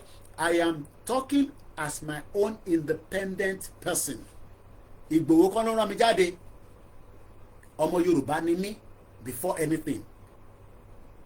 YSDN kan ló rán mi jáde. I am speaking on behalf of myself. My support for Yoruba nation has not changed. But I will not sit back and allow tibana àwọn ẹ̀yà kejì, tibana àwọn ẹ̀yà kẹta, mo bẹ̀rù láti dárúkọ wọn. We know their agenda. Isaac Fayose tó sáré fún Peter Obi, ẹ wo hypocrisy Peter Obi, ó ṣẹ̀ wá lọ kí ẹni tíyàwó ẹ̀ kú. Àwa gan tá a mọ Isaac Fayose nígbà tó kọ́kọ́ lọ sí Australia níyàwó ẹ̀ wà tó ṣaláìsí yẹn pé ìyàwó òun sick, ọkàn wa wà pẹ̀lú ẹ̀. I've never spoken to him. I don't have his number. But ó wù mí pé you know, ẹni tí ó ṣe wàhálà fún Peter Obi tó pe rẹ̀ lọ́mọ obedient, Peter Obi ò mà lọ kí pé ìyàwó ẹ̀ kú nígbà tó wá ṣẹ̀ sunkún síta. Nígbà tí Isaac Fayose ṣẹ̀ wá sunkún síta, kò dẹ́ ṣe kó sunkún síta nígbà táwọn ọmọ àlè Yorùbá tó ń bẹ nínú obedient àtàwọn ọmọ àlè ẹ̀yà yínnírín tí wọ́n nífẹ̀ẹ́ Yorùbá, torí ìfẹ́ tí wọ́n ní sí Yorùbá irọ́ ni, àwọn díẹ̀ nìkan láàrin wọn ló sàn. bó kàn ṣe pé gbogbo táǹtẹ̀ ní Koiki ó wà pẹ̀lú wọn, ẹ rò pé mo stupid? Stupid. Wọ́n ẹni bá fẹ́ mú ọ̀bọ a máa ṣe bí ọ̀bọ, torí pé àwa la gbọ́n, Ọlọ́run fún wa lọ́gbọ́n yẹn ni, a dẹ̀ máa lò pẹ́pẹ́pẹ́. And yes, we want to collaborate, but ní allow collaboration kó wá destroy ilẹ̀ Yorùbá. But we have seen their threat, we have seen their traces, and we have known that kódà tẹ́bà tẹ̀ sọ anything wọ́n tẹ̀ like bàbá ó lọ́wọ́. Now ṣé mi wá gbọ́dọ̀ jẹ́ ọmọ àlè? Ṣé bàbá Akíntóyè máa jẹ́ ọmọ àlè? Ṣé Ìgbòho máa jẹ́ ọmọ àlè?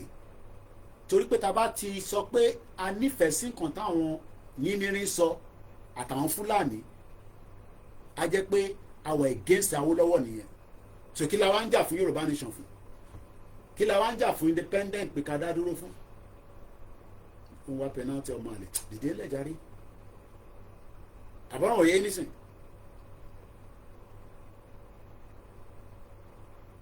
And this is why the strategies and the new ways must be put on the table so that we can achieve our desired goals.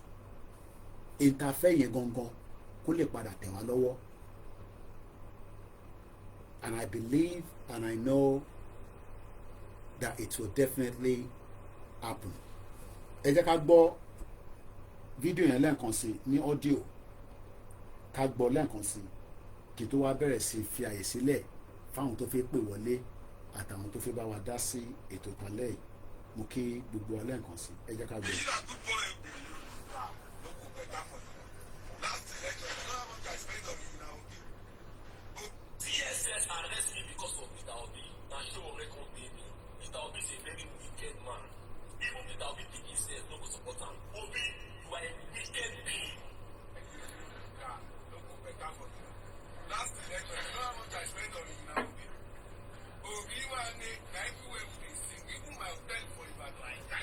Ṣé gbọ́ ibẹ̀ kan fẹ́ ká gbọ́.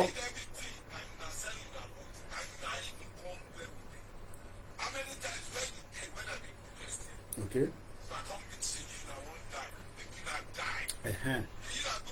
Okay.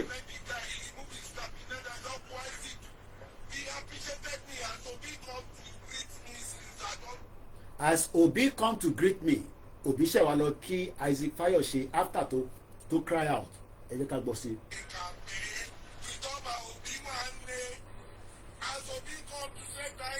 Okay. Now ṣe rí pé kò sí sentiment ìran èèyàn náà ló máa jẹ́ ìran èèyàn. It does not matter àtàwọn tó ti náà gba country, we cannot hate them. Báwọn ṣe rí sí nìyẹn. kò sí kankan tó ń pè pọ̀ ti gba country fàbú ní gbogbo yẹn àtàwọn tó náà fẹ́ restructure a lè hate wọn ẹ jẹ́ ká gbọ́ tán.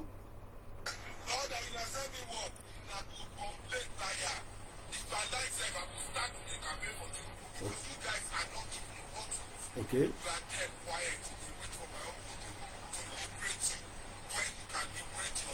Ẹgbọ́ ọmọ àlè gbogbo ẹgbọ́ bí kan tó máa sọ tí mo fẹ́ lò gangan bẹ́ẹ̀.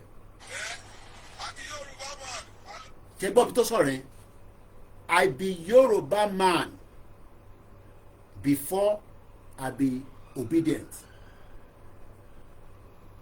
Ẹ̀gbọ́n tó dalẹ̀ ẹ̀gbọ́n yìí kọ́lọ́n bá wà pẹ̀lú ẹ̀ gbogbo òní ẹ̀ kó má bàjẹ́ kọ́lọ́n bá wà gbàdúrà ẹ̀ kó túbọ̀ bá wà fọwọ́ ẹ̀ sókè.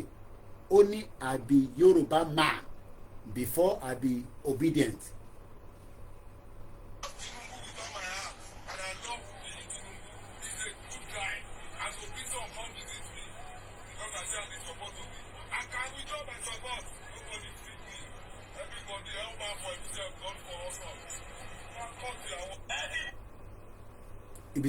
So the fact that we might be not comfortable or we are comfortable is not the matter that matter most. Into matter jù nísìn ni pé kí ni a fẹ́ fúnlẹ̀ Yorùbá àbí akàn ṣeré ni kákọ̀ máa wá sórí social media kákọ̀ máa pariwo ká má ní strategy ká má mọ ọ̀nà ká fẹ́ gbà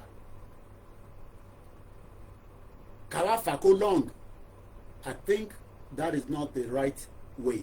The right way now is for us, to move everything forward. Basibe not ti pẹ́ jù náà òde lílé ni. Again olóńgé ó ti wọnú box 18 tán gbàsíbẹ̀ kó wọlé. Anyway, so let's open the phone line and then we can take calls. But this is not the end of a program. It is just the beginning. Because I'm an educator arawa, just as we have done during the movement. For us to understand that if we allow any other party to win election in Nigeria, ẹnu ẹni gbogbo àjọ wà yẹn. Àtẹ̀mí àtẹ̀yìn ẹnu ẹni gbogbo àjọ máa wà yẹn. Tàbá jẹ́ pé torí àfẹ́ Tinubu Buhari wà bẹ́ẹ̀ epo chíìpù ìrẹsì chíìpù àwa díjú wa àwa jẹ́ kí tàlẹ̀ bọ́ kó wọ̀ àwa ṣẹ̀ mọ̀ pé àwọn ẹ̀yà yẹn it will be a different thing entirely. So let's accept and allow calls. Found to Bafi Bawadasi. The number is not changed, it's still the same on the WhatsApp +44 74 04405917. Òun ni nọ́mbà tí ẹ máa fi pè. Ẹni tó bá dẹ̀ fẹ́ darapọ̀ mọ́ lórí TikTok ẹ send the request wọlé. Tọ́lọ́n bá ní ará ìgbéyìn wọlé àgbéyìn wọlé and we will continue the conversation. Once again, there is a lot happening not just in Nigeria. Like I said, Trump mọ̀ pé ìjà tó ń lọ jà pẹ̀lú Iran, he will lose the November election in the US. There's no doubt about it. And it will be difficult for him now because the Democrat bá ráyè gba House mọ́ lọ́wọ́ padà toward the majority, Trump will not be able to do much. Or ma cripple government here until he finishes his tenure. So it's either we want to have a peaceful Yoruba land, as we are still, really not peaceful, but at least kashi maintain it. Kí Tinubu padà wá, or ká kúkú sọ pé kí Tinubu má padà wá, then into bá fẹ́ ṣẹlẹ̀ ní kó ṣẹlẹ̀.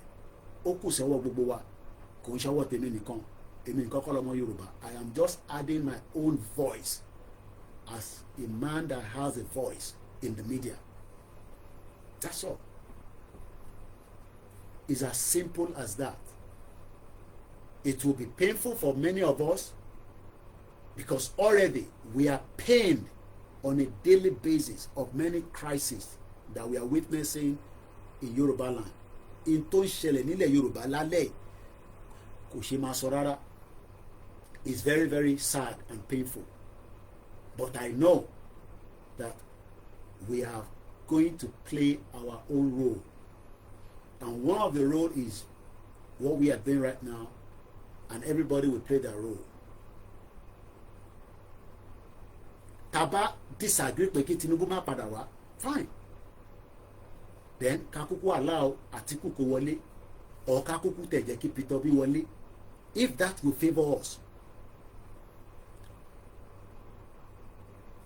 Kò ní méjì nínú, kò ní méjì kankan nínú ọ̀rọ̀ ebi ń pa wá. Mo ti sọ 1990 lebi ti ń pa wá la ṣe sá kúrò ní Nàìjíríà. So kò ń ṣe pé ìgbà tí Buhari ṣẹ̀ débẹ̀, Buhari ò tí sí ní government ní 1990. As at 1998, I believe we were running a military administrator, because Buba Marwa mo máa rántí dáadáa, òun ni Lagos State administrator nígbà yẹn. Tàbá ní kí Tinubu má padà wá, fine. Ẹ̀yà málà bá gbà, ẹ̀yà málà tàdé sọ yẹn Fúlàní ni. And we know that àwọn ìgbésẹ̀ tí government ń gbé, especially lórí àwọn tí ẹ̀yà tí wọ́n, how is treating them based on the law, let me just put it that way, especially penalty wá ṣeré ẹgbà wọlé nísìn, penalty ti wà fún England. Wọ́n ti lọ gbé ṣubú nínú box 18. Ó fẹ́ yẹ kó score wá gbé ṣubú àbí ó yẹ kó fún red card ni. Ọmọ àlè. France ò fẹ́ lose the game yẹn. England náà dẹ̀ fẹ́ lose ẹ̀. So ti wá di iṣu atayọ̀ yan báyìí. Ó gbé ṣubú ní ṣá. Clear ìkàdẹ̀ ló ṣe fún. Kò lé bọ̀ ẹsẹ̀ ló lé. So lẹ́yìn kan ṣáà gbà wọlé. Kàtẹ̀ ní méjì sí ahead wọn. Kọ́mọ̀ tó wá lọ fi kan sí fún wa kó di 4-4 káwá lọ máa gbá extra kinní kan. So tó bá ti score ilé nísàn kan mi máa tó ó máa relax díẹ̀. Ta ló fi gbà? Bẹ́ẹ̀ni àwọn àgbẹ̀ta lélẹ̀ ló fẹ́ gbà. Kọ́lọ́ ṣàjẹ́ kó wọlé. So àwọn ọmọ Yorùbá nation àtàwọn tá a ṣe Yorùbá nation, ọ̀rọ̀ tó wà nílẹ̀ yìí ó gba ọgbọ́n tó pọ̀, ó dẹ̀ gba sùúrù.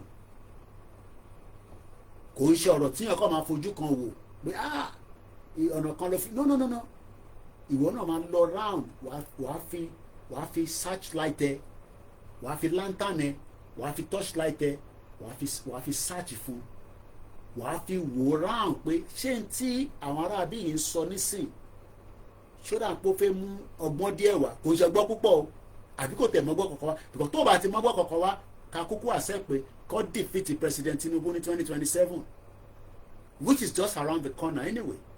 But the chances for my defeated kò ń ṣe mí ni máa sọ pé wọ́n lè defeated. Sàkásíkọ̀ ní o ọmọ Yorùbá láṣẹ àdúrà rẹ̀ inshallah lórúkọ Jésù Sàká gbá wọlé. Ta ló wà ń bẹ̀ kọ́ bá a sọ̀rọ̀? Ta ló wọlé nísìnyí ẹ bá wa sọ̀rọ̀ lórí ẹ bá wa sọ̀rọ̀ à ń gbọ̀hún yìí, èmi fẹ́ wo penalty yẹn. Àgbọ̀n yín o, àgbọ̀n ọ̀kan tẹ́ ń sọ ọ àbúlátọ̀dọ̀ mi ni. Ok, ẹgbọ́n sókè àti ń gbọ́n yín ẹ̀kalẹ̀, kí lorúkọ yín àti bọ́lẹ̀ tí ń bá wa sọ̀rọ̀. Ó wọlé àṣeré ẹ káàbọ̀, ó wọlé Sàká ti wọlé ọmọ Yorùbá, ẹ bá mi ṣe hallelujah hallelujah hallelujah hallelujah hosanna hosanna iye ẹ̀yẹ Olúwa lógo ògo 5-4 no 5-3 ó yẹ ẹgbọ́n sókè. Ọkàn mi ṣe balẹ̀ nísìnyí kí France máa wá méjì sí nísìnyí. Ẹ káàbọ̀ sà. Lórí ọ̀rọ̀ tẹ́ ń sọ ẹ má bínú sá, gbogbo ọ̀rọ̀ tẹ́ ń sọ látàárọ̀ ni mo fetí sí lóde yìí ni. Ṣé mo wí pé ọmọ Yorùbá ni mí lóòótọ́? Bàbá nígbà tá a fẹ́ dìbò bàbá la dìbò fún, èèyàn mi ta dìbò fún. Ẹ̀jẹ̀ má ṣe ká parọ́ fúnra wa.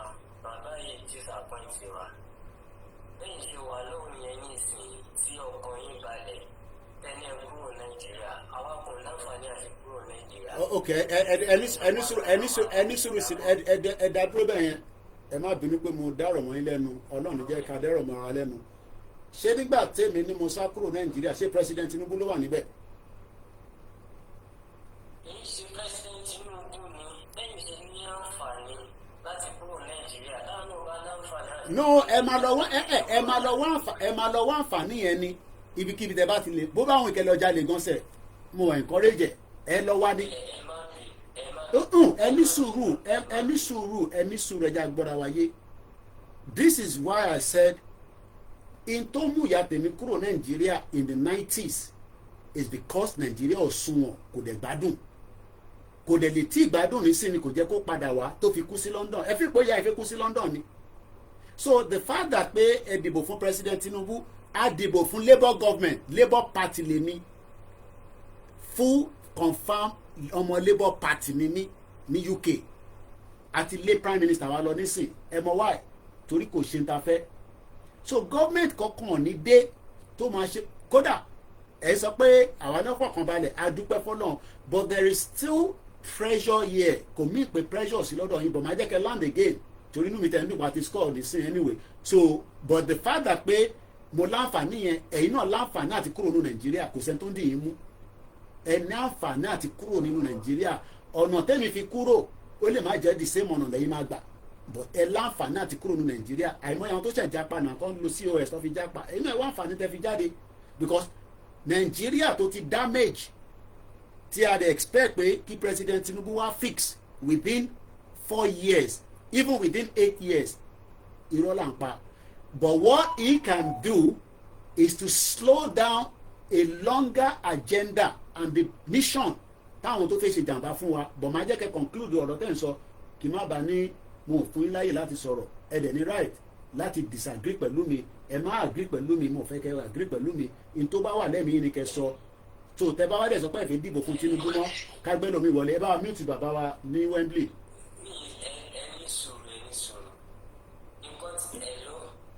ẹ máa sọ̀rọ̀ là ń gbọ́ yẹn mi wo bọ́ọ̀lù lọ́wọ́ àti fẹ́ gbà tán.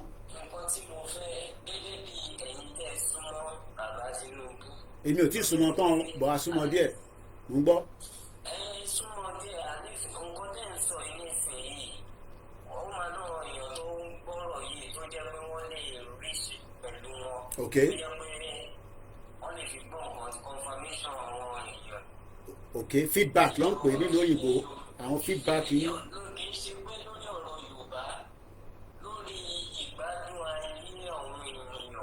Okay. Láti ìgbà tí mi ti bẹ̀rẹ̀ ìgbésí ayé Nàìjíríà gẹ́gẹ́ bí ẹ ṣe sọ ó ti ń dàrú bọ̀ ti pẹ́ a ti ń gbọ́ ó ti ń dàrú bọ̀ ti pẹ́ a lè nírètí wípé ó máa dáa. Ìgbà tó ń dé tá a rò pé ó ní a nírètí kó máa dáa ló jẹ́ ká dìbò fún wọn èyí tó túbọ̀ ẹ jọ orí tó bá kù sí wọn tó kúrò bẹ́ẹ̀ 4 years ò ní pẹ́ pé. Táwọn adé ti tó wọn tó kúrò bẹ́ẹ̀ ní ìsìn àwọn tó tún bọ̀ wá àmọ́ wọn tó máa ṣe. Ó mẹ́ta wípé bóyá Yorùbá nation yẹn táwọn máa kúkú sọ pé Yorùbá nation ká bí gbogbo ẹ̀ ká pín ó sì yẹ wọ́n pín látòrí tiwọn kó jẹ́ 4 years nọ́mbà rẹ̀ kó jẹ́ ọ̀nà wá fẹ́ ṣe pẹ́sidẹ̀ntì Yorùbá nation gan. kódà a máa fún láyè wàláì tí President Tinubu bá náà fi wá kọ́kọ́ lead wa tí a bá kúrò lára Nàìjíríà so be it he will be so happy to do so. Now ẹ sọ kankan nísìn mo fẹ́ béèrè ìbéèrè méjì mẹ́ta kí tó jẹ́ kí bàbá wa wọlé tó máa bá wa sọ̀rọ̀ ìyẹn dáàdi wa ní Wembley náà fáwọn náà wo máàcì lọ́wọ́. Now ẹ ní ìgbésí ayé ó difficult which is understandable it is a norm. Nigeria is a difficult place tonight. ẹ máa ń sọ lórí ètò ẹni tó bá lè japa tó bá láǹfààní japa bẹ́ẹ̀ tó lè jápa kí ni ìgbìyànjú tó lè ṣe to survive má jalè má pààyàn but try everything within the capacity. It's a tough terrain. Younger brother mi tó bí tẹ̀lé mi ilé ló wà ó dàbí bàbá arúgbó ni ẹ bá rí nígbà mi bá pẹ̀lú fídíò kan bẹ́ẹ̀ máa kọ́ máa mìírí ni pé máa bọ̀ yìí ó dàbí bàbá arúgbó ni stress tó wà lára ẹ̀ kò ń ṣe kékeré ẹni tó ní family labroad nìyẹn so ẹ lè sọ̀rọ̀ Nàìjíríà fún mi pé yà ń jẹ yín. Everybody knows Nigeria is a tough place right now and reason to ṣe tough ni pé kò sí dividends of government tó sọ̀kalẹ̀. Now lóòótọ́ the biggest structure is the federal tabanika wo ìdí tá a ṣe lọ dìbò fún President Tinubu fúngbà tẹ́yìn lọ dìbò torí nígbà tí mo ní ká má dìbò gbogbo wa ní a máa dìbò torí pé òun ni ó nù máa wá ṣe nǹkan tó dáa fún wa but the structure is big that ibi tí government ti lè ní impact fẹ́yìn òun ni under the state. Ṣé ẹ gbọ́ mi dáadáa? Inú state lè kẹ́ ti gbádùn. State wo ni state wo lẹ́wà? Ṣé Lagos lẹ́wà àbí state wo lẹ́wà? Lọ́dọ̀ bàbá wa Dàpọ̀ Abíọ́dún.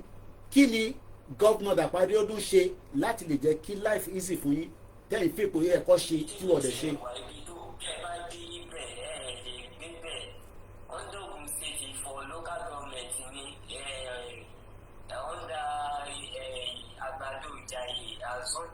So responsibility ta nìyẹn láti lè make it easy fún yín díẹ̀.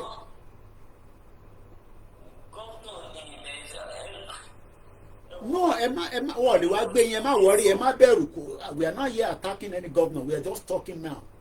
So what I'm trying to now say is that the responsibility of that state is still under the governor. But governor Namadani, òun lè ṣe gbogbo ẹ̀ tán, ìwọ̀nba tóun bá lè ṣe ni.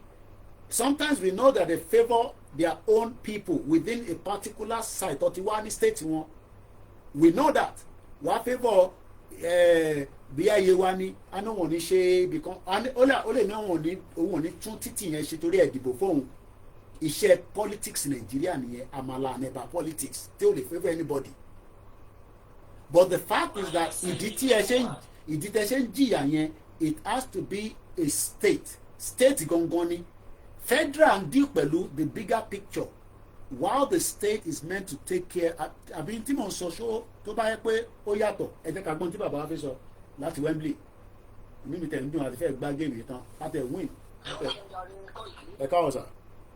Ìjàlè iṣẹ́ rí nǹkan tó jẹ́ pé nǹkan tó ń dùn mí ni pé ìkíní kan wà tá a pè ní political majority tó máa ń sọ àlùmọ́ sọ tí ó ti kéde ìjọba dáwọ́ àtàwọn àpè ní civilization tí ìjọba civilize ara ẹ̀ tó wá mọ̀ kẹta pè ní politics á ti mọ̀ pé wọ́n máa ń sọ ó sọ lórí program kan àwọn kan wà sí pé lórí program kan lọ mọ́ wà lé ni tí ò lọ sókè ó mọ̀ wà ó sàlẹ̀ ńbẹ̀ tí wọ́n máa ń bú mi ni ọ̀gbẹ́ni kan ó wá sọ̀rọ̀ ńbẹ̀ ó ní mo sọ pé Sunday Igboho pé Sunday Igboho ọmọ mi ni pé kíní kan pé nítorí pé mo fi disgrace sẹ́yìn Sunday Igboho àwọn wàhálà ẹ̀kẹ́ ẹni wàhálà ẹ̀kẹ́. France ti to score ọlọ́run ló ní ká gbá penalty yẹn àwọn máa lè France ti to score.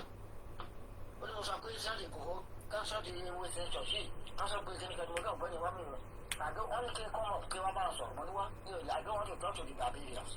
ó ní kọ́ bẹ́ẹ̀ wà bí nǹkan tẹ́ ń sọ láti ọdún kẹta náà lè sọ tẹ́ sọ lánàá lẹ́ máa sọ lẹ́ni náà lẹ́ sọ lórí ẹ̀ máa sọ lọ́la.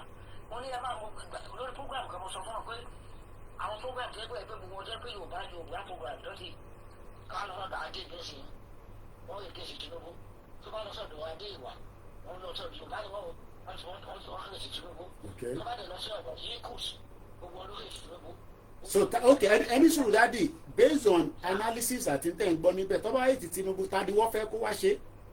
ẹ̀ka tí mo sọ náà nìyẹn mo máa ń bí wọ́n gbàgbé wà tí máa ń wò ní níbi ìdí ìyàbá bọ́ sáré wọn tẹ́ ẹ̀ bá ti ètò sọ nǹkan táwọn sọ wọ́n máa bu ènìyàn kan máa ṣe pé mo sọ pé wọ́n civilize they are not civilized because tó wá jẹ́ pé mo ní right àti bó ìjẹ́ fẹ́ tó wù mí kí ló wá fún mi fún bẹ́ẹ̀ sọ pé ẹgbẹ́ Tinubu ni mo ní ọjọ́ kan mo sọ mọ́ ẹ bá da gbogbo ẹ̀ lé Tinubu ẹ fọ́ kí ní tẹ́lá náà kẹ́tọ́ pé ní politics ẹ fọ́ gbogbo ẹ̀ sí wẹ́wẹ́ bó ṣe sọ lẹ́ẹ̀kan ẹ̀ tó sọ fún gbẹ́ni pé ṣe bó ní gọ́ọ̀nà gbogbo ẹ̀ nígbà yín Tinubu ẹ̀ tẹ́ da sọ nípa gọ́ọ̀nà yín ẹ̀ sọ nípa sínétọ̀ yín nípa security bò tẹ́ bá kọ̀ nípa security Tinubu lè máa blame tẹ́ bá sọ nípa economy Tinubu lè máa blame tẹ́ bá sọ nípa oúnjẹ òfin Tinubu lè máa blame ó ní ókè nínú àwọn tẹ́ tó ń bọ̀ ọ̀sẹ̀ tẹ́ ń sọ tí gbogbo yín sọ pé Àtíkù ni Àtíkù ẹ̀ ṣe àpé Fúlàní ni pé kì í ṣe fẹ́ Fúlàní ló máa ṣe ni bí kò ṣe fẹ́ fún lókè náà ṣe ẹ̀ wá rí pé tí Àtíkù bá débẹ̀ sí àwọn èèyàn ló máa ṣe àwọn owó tí wọ́n pé kò wọlé báyẹn kó fara máa wọ èèyàn tiẹ̀ ní bí Buhari ṣe ṣe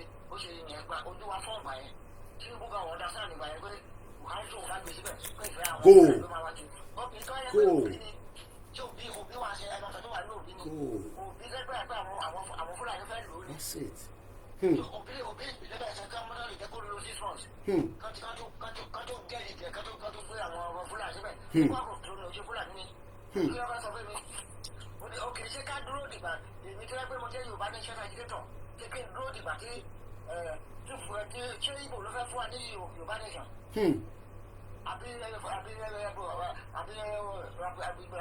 Àtíkù ló fẹ́ fún mi ní Yorùbá nation tó bá kẹ́ bá wò ó kẹ́kọ̀ọ́ nígbà lè máa sọ kíní kan nígbà tí bọ́ yẹn tó ń bú mi pé ẹni ẹni sẹ́ẹ̀lì gbòó ṣe ló lọ dé fìlà kíní kan ṣe ló wà ó ní mọ̀ kẹta wò pé ní Yorùbá sọ pé ó ní òyìnbó sọ pé if what you get what you want. àbòyè mo ní politics yẹn tó bá fẹ́ mọ̀kàn wà wá ìlú òfin sídi tó bá rí pé ó dán asomọ ẹ̀ ìgbà ìlú rẹ̀ wọ́n bọ̀ ó ní kí n ṣe pé mi ò sọ pé Tinubu ọ̀gbọ́ o ẹni tí ẹni kò kàwé jẹun kékeré ó mọ̀ nǹkan tó ṣe ó kì í ṣe ní kí Tinubu kí kó jáde. adúpẹ́ fọlọ́run England ti win. kó máa bú ẹni tó rí níṣẹ́ ẹ̀ mọ̀ nǹkan tó gbé lágbàá wọn ṣe pé ṣé ìgbà tán. mo kí ìyàwó Fatima ẹ̀ṣẹ́ ìtẹ̀wà lórí ètò. ìgbà tó ní ìṣe tó ní ìṣe Mandela ṣé ti kíláà ọlọ́ọ̀bàjà ni ṣé Mandela lọ́ọ̀bàjà ọlọ́ọ̀bàjà náà ti kíláà ọmọ ọ̀nà tó ní ìṣe Mandela after 7 years in jail. ẹ̀yìn ìgbà ẹni Mandela dé podium tó sọ fún ọ pé àwọn funfun rògbò fẹ́ wá rìvẹ́jì ní ó lé ní let us forgive them. nǹkan tó sọ nìyẹn because wọn kí ló bá ní kó wá rìvẹ́jì ẹni kan tó rí ìṣe funfun ni. bẹ́ẹ̀ni. adara ẹ̀ kí wọ́n lè yẹ kí ẹ̀ lẹ́ni ó máa di ọyọ pé bẹ́ẹ̀ fi di ṣòro rẹ ni ó ní let us forgive them. ó yà gbogbo lẹ́nu ok now kí sẹ́ni gbogbo jáde kó jẹ́ pé èèyàn tiẹ̀ ló release ẹ̀ kó jẹ́ kó wá níbẹ̀ lọ́wọ́ rẹ pé bàbá yẹn kíní kan ṣe ni ipa wo ni kílẹ̀ kẹsàn-án tá ẹ̀ tó bá lọ́wọ́ kó bá wọn náà ẹ̀ tó wà lẹ́sà for 5 years òun ló mọ̀ pé olóòmọ̀ kò tójú ẹ̀ rí náà ó dá mi lójú ká ní pé kádúpẹ́ lọ́ọ́ pé ìyàwó Sunday àti àwọn ọmọ ìwọ̀n sí Nàìjíríà ni wọ́n ṣe àtàkì ẹ̀mọ àwọn tí wọ́n bá àtàkì mẹ́rin kádúpẹ́ ìyàwó àtàwọn ọmọ ẹ̀wà níjọ́ ní ṣe dúlà fún ọ̀tún lọ àtàkì yẹn ẹgbẹ́ kí nǹkan mìíràn bá náà sọ̀rọ̀ sí ìyàwó. ẹ parọ́ ẹ parọ́ bẹ́ẹ̀ni Alhaji Fatai. ok ẹnìkan wá sọ fún mi ẹgbẹ́ pé politics ló dé ní ajẹ́ ká pé ẹgbẹ́ rẹ̀ ti èmi ò jẹ́ èmi ò kọ́ bá sọ fún pé mi ò sínú pátì kankan bọ̀tí ó ti dé lẹ́sẹ̀ oníkàkú ló ń jàfẹ́ yẹn ló tún jàfẹ́ yẹn tiẹ̀ àwọn Fúlàní ṣe náà tí Buhari bá tí àgbà tí wọ́n débẹ̀ àwọn ẹrù fáwọn àwọn yẹn ló máa rí lísì wọn máa bẹ̀ sí wọn máa sọ̀rọ̀ bí agbọ́n wọn máa sọ̀rọ̀ bí agbọ́n ni àwọn màlàbí. bẹ́ẹ̀ ni adúpẹ́ fọlọ́ England ti win. ọ̀pọ̀lọpọ̀ Fúlàní màlàbí agbára ìgbẹ́ pé yẹ sọ́lọ́ mú yìí ṣe hàn èèyàn ti gbéwà bẹ́ẹ̀ àti kí wọlé kámánà pé tí Fúlàní bá tó fẹ́ yìí. so àbí bẹ́ẹ̀ ò gẹ́sì bò pẹ̀tọ́ àwọn kó kí n kẹ́sì ní ìgbà kìíní ni ẹni tí olóòlù fún wa ní kàtà ń fẹ́ ó lè mọ ọkàn tó ṣe nígbà tí mo bá sọ kébi akárí kéku lé kókó kótó fúdòkó nígbà tí Ládọjà lọ́ba tó pé ọmọ òun ni Ìgbòho àwọn kẹtọ́ àwọn agreement ọjọ́ oríṣi náà àbúyẹ àgbẹ̀yẹ sà. lẹ́kọ̀ọ́ tẹ̀mí náà bá ṣe kí ni ó kéwọ́ ìgbà tó lè jà bí òótọ́ ó lè state lórí nǹkan tí Ládọjà tó lè support Ládọjà náà. Bẹ́ẹ̀ni, give what you get to get what you give. Bẹ́ẹ̀ni, to get what you want. Bẹ́ẹ̀ni.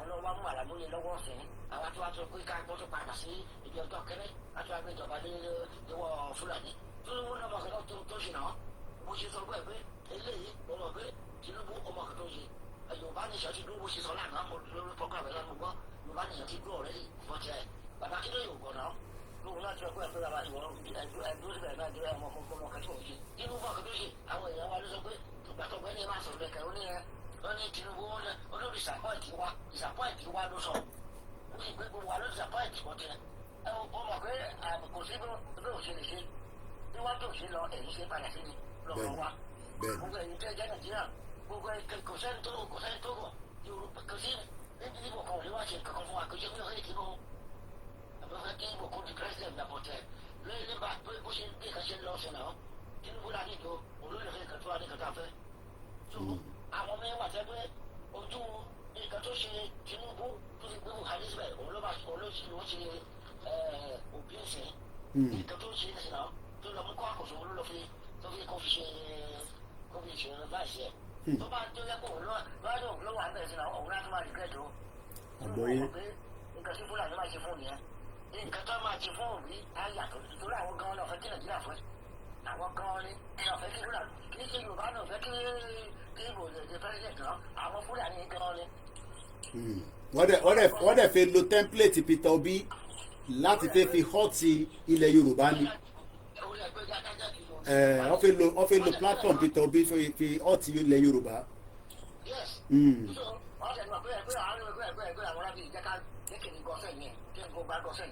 Wọ́n dẹ̀ mọ̀ páwọn lè defeat Tinubu wọ́n mọ̀ páwọn lè defeat Tinubu wọ́n mọ̀ bẹ́ẹ̀.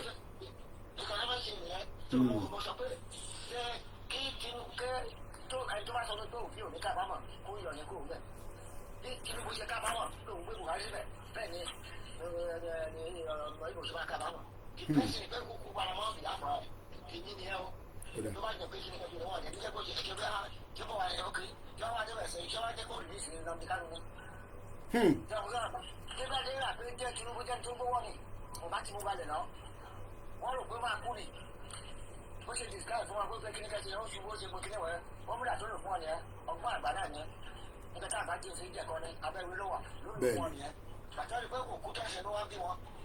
wọ́n wá lọ dá ìdí sílẹ̀ wọ́n lè dá ìdí sílẹ̀ wọ́n lè sọ lójúkorojú wọ́n ló gbé àkórókojú Arẹ́gbẹ́ṣọlá tẹ́kọ̀ nǹkan ló gbé Arẹ́gbẹ́ṣọlá dìde wọ́n wá lọ dá ìdí sílẹ̀ wọ́n ní wọ́n dá ìdí sílẹ̀ láti ọ̀sìtì Tinubu tí Yorùbá máa lanu ẹ̀ kó má sọ òun yẹn láti ọ̀sìtì ẹ̀ wọ́n lè sọ lójú ẹ̀ kó náà wá dá kó lọ́ọ́ lanu lẹ̀ kó máa wò ló bá dé ìròyìn sọ̀rọ̀ tuntun rẹ̀ fún gbogbo ní ìgbà tí mo jẹ́ prefect school mo dé ìpè láwọn àwọn tó tó ẹgbẹ́ wọn tí wọ́n fẹ́ tó gbé mi lẹ́sẹ̀ tó gbé kéde kéde tí bá ní kò ṣe jẹ́ ẹjọ́ bá jẹ́ bá títí pìlẹ̀ ni kò sí mi ò mọ́ fẹ́ gbà tó jẹ́ classmate ń gan tó bọ̀ fẹ́ bá ṣẹ́ jẹ́ fún mi nǹkan tó fẹ́ gbogbo òfin tó lọ nìyẹn àwọn kan wà lórí kóso platform àbí wọ́n lọ lórí adé mi wọ́n náà gbóbi ajá a máa sọ pé kí ni kẹ́kẹ́ ni èyí tó gbéra ní méjì Nàìjíríà láti ọdún kẹta ló sọ pé ẹ̀kí méjì Nàìjíríà ẹ̀jẹ̀ kábíkẹ́ ẹlọ́gbà PDC ní kẹ́gbẹ́ Tinubu kò bẹ́ẹ̀ kí vóòtù yà lómi rẹ̀ àwọn mẹ́rin lọ́wọ́ sẹ́yìn lówó tó ní US tó wà àwọn mẹ́rin lọ́wọ́ sẹ́yìn lówó sí Nàìjíríà.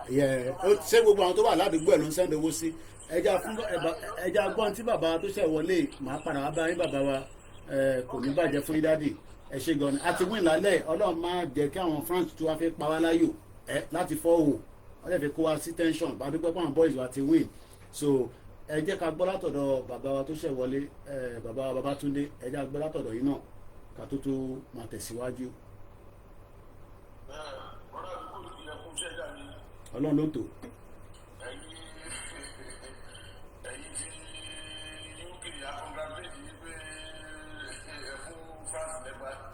àti nà yín o èyí faransé kọ̀mátà pẹ́ tù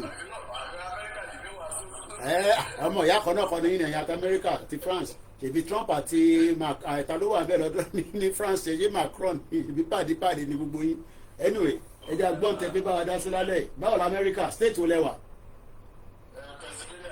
àdúgbò ńlá nìyẹn ó yẹ ẹ bá wa dá sí.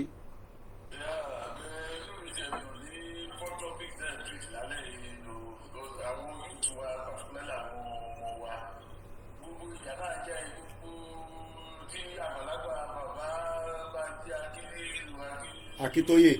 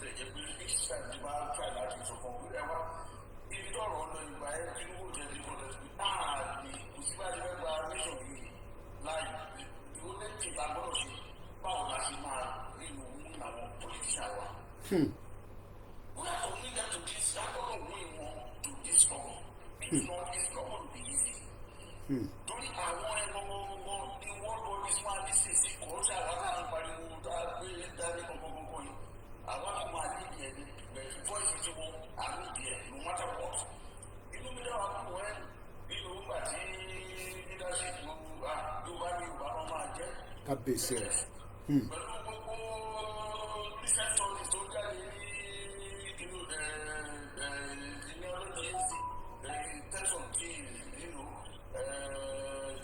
DNA everything bẹ́ẹ̀ ni èmi náà rí gbogbo ẹ̀.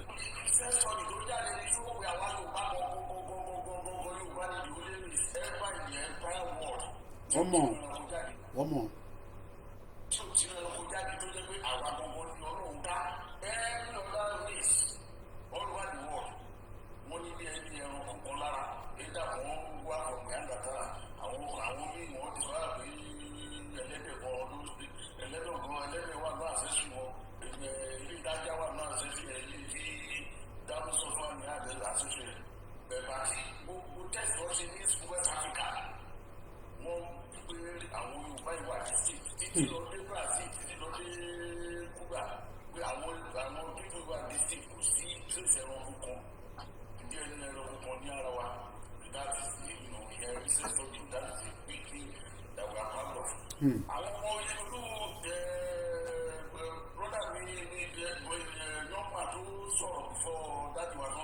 You see the way he was talking, it is because he was not knowing his history.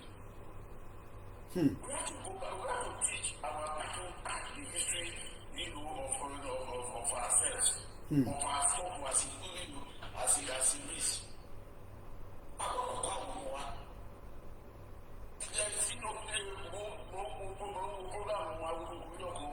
One of our brothers called him from America, in Mahiwa, who then spoke them back, very terrible story, very terrible story of how that is the hatred that we put in this one. Kò ṣe kékeré àmọ́ kò sẹ́ni tó mọ̀ yẹn. Ọmọ máa yẹn ọmọ ìyẹ́wò ó gbé ọmọ ẹ̀ yóò tún ní lábọ̀ ní nǹkan tí ìlú kìlú sí much difference ìlú ní UK and America ìsí culture ni bí ayéwà ní sọ́mà ti gbé gbogbo ṣọ́ọ̀bù gbogbo àwọn àbúrò mi lọ́dọ̀ ẹ̀ sí wọ́n wà ní sọ́mà kàbà bí. Bẹ́ẹ̀ni. Máa ilé ẹ̀kọ́ ọmọ ẹ̀ lọ sọ́mà kàbà ó sì lọ parí ní orí oúnjẹ níbẹ̀ kọ́ńkà nínú sọ́mà kàbà rẹ̀ tó bẹ̀ ó kí àwọn àti kókò bàbá ẹ̀kọ́ lọ kókò bàbá ọmọ ẹ̀kọ́ kan wà ní ọmọ ẹ̀kọ́ yẹn 9 years old. Ó jẹ́ ọmọ 9 years old ọmọ ẹ̀kọ́ ó jẹ́ ọmọ ẹ̀ yáyá ó tó lè bá ọmọ Yorùbá yẹn wà ní ìṣẹ́gun sọ́mà kàbà ẹ̀ lọ́wọ́ àbúrò ìgbàgbé wáyé ó ní ìyá ìdíyàs. Language tó máa ń lò jù nìyẹn wọ́n like èdè yẹn gan wọ́n máa ń lo èdè yẹn gan seriously bẹ́ẹ̀ ni.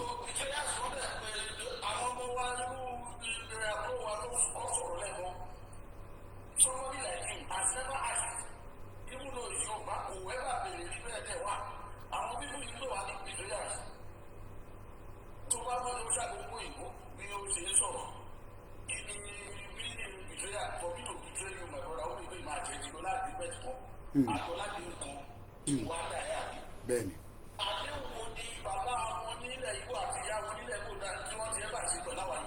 Ó yà mí lẹ́nu.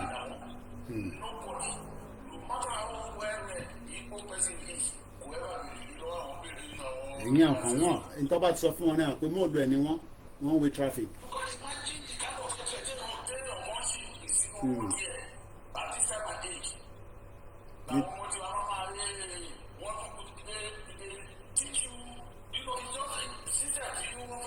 Up England.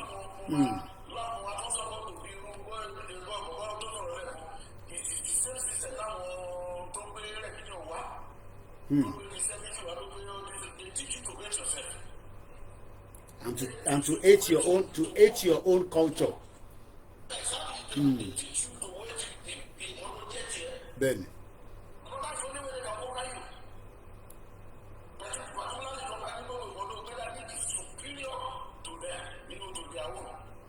ẹ mọ̀ pé mo sọmọ́rọ̀ lẹ́ẹ̀kan that ní Allah we will not allow àwọn ẹ̀yà wa kejì kọ́ lò wá against Tinubu so anybody tí wọ́n bá ń lò against Tinubu irú àwọn èèyàn bẹ́ẹ̀ yẹn a gbọ́dọ̀ check DNA wọn ṣọmọ Yorùbá gangan ni wọ́n.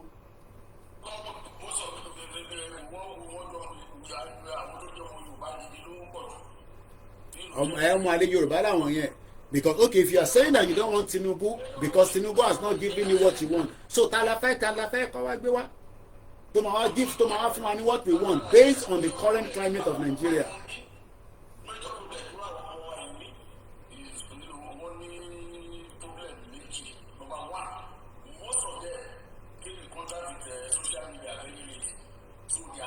eager to belong.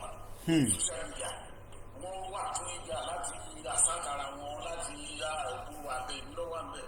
So what is the goal of the trend? Kí ló trend? And then so most of them are also looking for scholarship. What are the people that are against the people I would like our platform then. We saw it now, especially when we were having relationship with them. Eric Pop lórí platform anyway, but nígbà tó rí pé ó dà pé bọ̀bọ̀ yìí ó dà pé lè san lórí díẹ̀ ó ti change ohun ọkọ̀ bẹ̀rẹ̀ sí fizzle away díẹ̀ ni wọ́n máa ń fizzle away díẹ̀. Ṣé mọ̀ pé what they do is tó bá wá sórí platform yìí they want to dominate that platform against you. So wọ́n fẹ́ take over platform yẹn as if báwọn làwọn ní.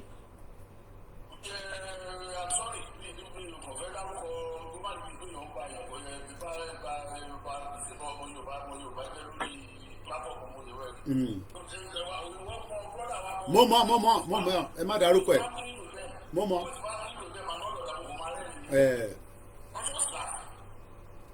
nígbà tí yẹn bá tẹ nígbà tí irú bọ́ yẹn tó bá ń búrú Baba Akintoye at 92 Baba Akintoye is a well-read person and pé àjà lẹ́nìí pé àsọ gbogbo ọ̀rọ̀ Yorùbá nation tá gbé dání gan pé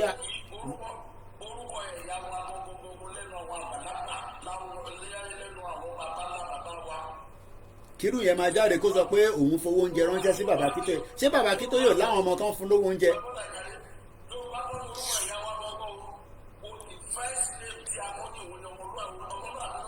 bẹ́ẹ̀ni.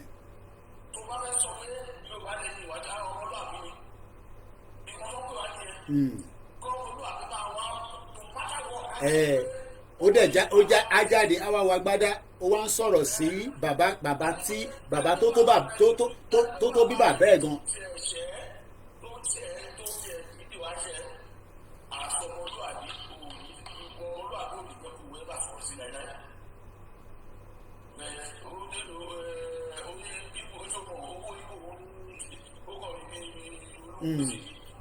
It's a terrible situation that we found ourselves.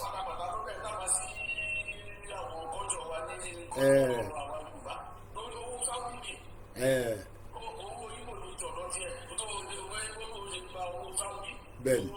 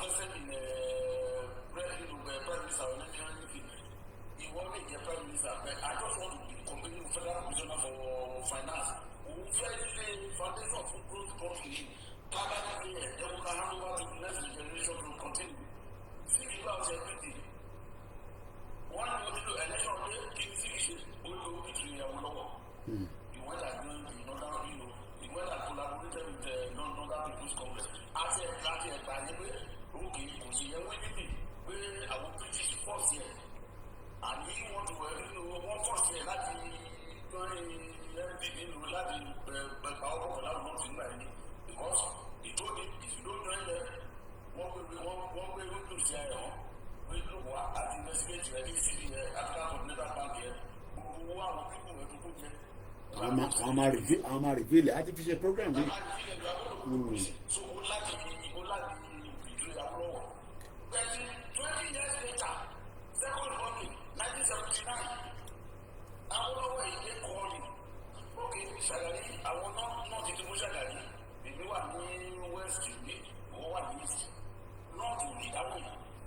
ìdáhùn ìwọ náà lè dáhùn why not we combine and the minister of finance you who are the president with ẹgbẹ́ ìlú fúnra ẹ̀ wá ó dẹ̀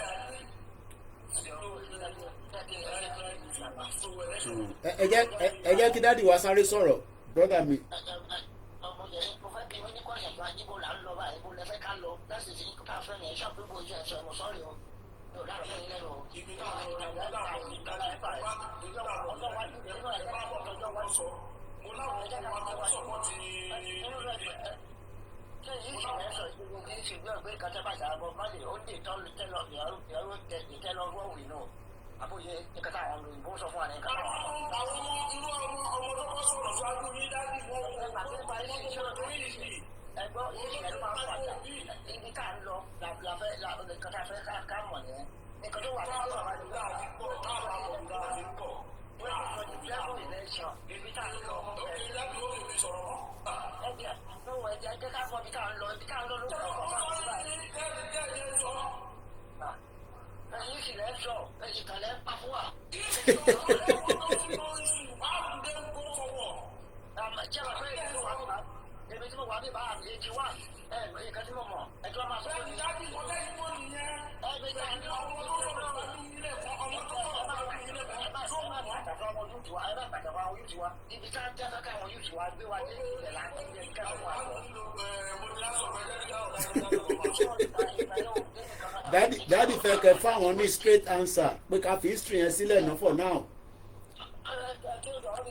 ẹ jẹ́ ká padà sọ́dọ̀ brother wa tó kọ́kọ́ wọlé kó tó di pé èyí méjèèjì bá wa dá sí. Babátúndé ẹ ti gbọ́n táwọn bàbá wa méjèèjì sọ kí nìkan tí ẹ rí lò nínú ẹ̀ in terms of ibi tí à ń bọ́rọ̀ gbà nísìn torí lóòótọ́ ọ̀pọ̀lọpọ̀ àwọn ọ̀dọ́ wa expectation yìí pé bí Tinubu ṣe wá bẹ́ẹ̀ báyìí tó ṣe dé báyìí ọmọ kí n ti ra mọ́tò tuntun kí n ti bẹ̀rẹ̀ sí gbé ayé tó dáa kí n ti bẹ̀rẹ̀ sí fẹ́yàwó méjì mẹ́ta but unfortunately this Tinubu kò disappoint gbogbo yín ni but government doesn't work like that in reality àwọn ò ní time láti máa ṣe gbogbo àlàyé yẹn fún yín torí táwa gbé dání nígbà Yorùbá nation ni so kò sí gbogbo explanation àwọn tó yẹ kó ṣe explanation yẹn whether they were able to do it or wọ́n ṣe mo mọ platform tẹ ti lọ ń gbọ́ tẹ́lẹ̀ but platform tẹ bá wa lẹ́nu ẹ̀ for 5 years wọ́n pa àkápín Nàìjíríà kò sí tó kàn àgbọ̀ lọ́rọ̀ Nàìjíríà so for us now to start explaining what government is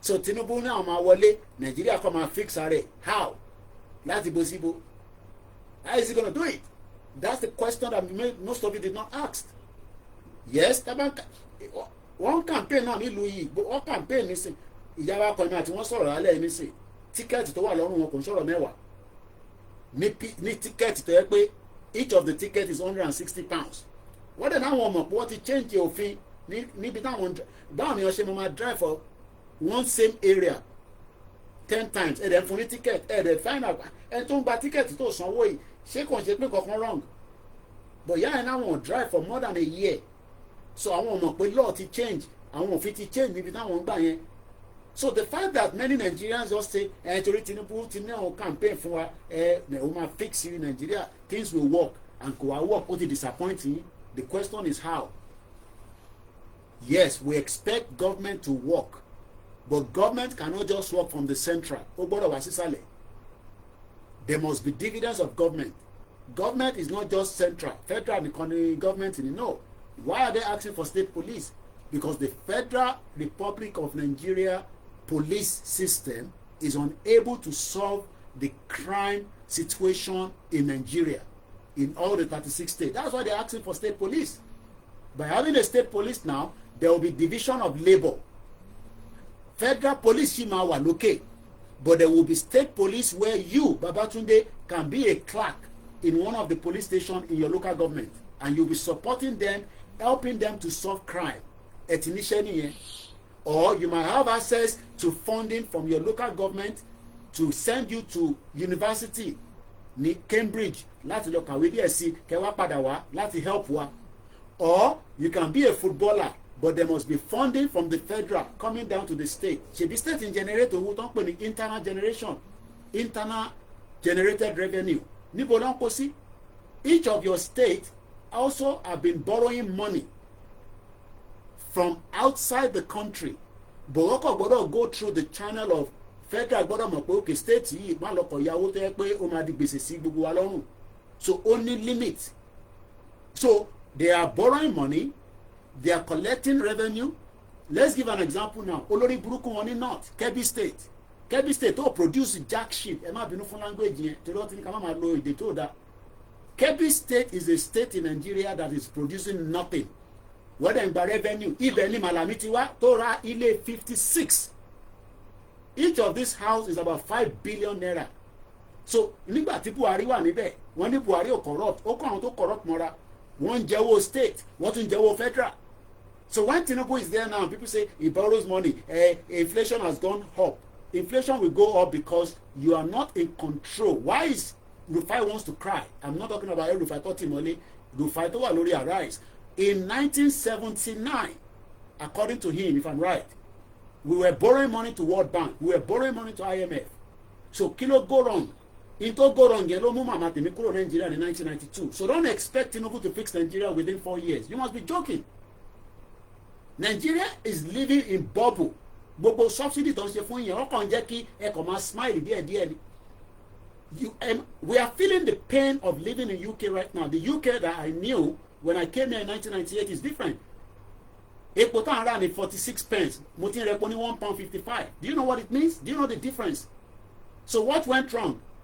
Why am I not buying the same petrol lesser than that? Why am I buying it more? Because Trump has taken us to a war. Tí kò ní kankan ṣe pẹ̀lú wa. Trump ló lọ ń ja ogun. The war now is affected every part of the world. Trump dẹ̀ ní kò affect àwọn but irọ́ ló ń pa because the gas is expensive as well in America. So ẹgbọ́n sókè Mr. Babatunde mò ń gbọ́ yín.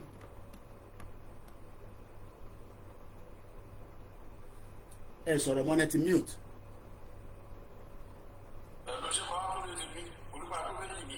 No, to Babatunde Junior. Ó ti lọ network ti gbé wọn lọ. I'm sure network ti gbé wọn. Anyway, Mr. Babatunde Senior.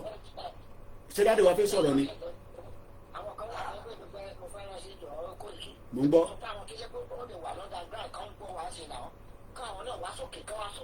Wọ́n fẹ́ sọ̀rọ̀ because people don't want to talk. Wọ́n wá ètò kan máa sọ̀rọ̀. Ìyẹn lọ́sẹ̀ wọ́n tó máa lọ bá wọn jà tó máa gbébọn tó máa da Nàìjíríà rú. Àwọn ò fẹ́ da Nàìjíríà rú. Wọ́n wá Ìgbòho tó máa lọ da Nàìjíríà rú.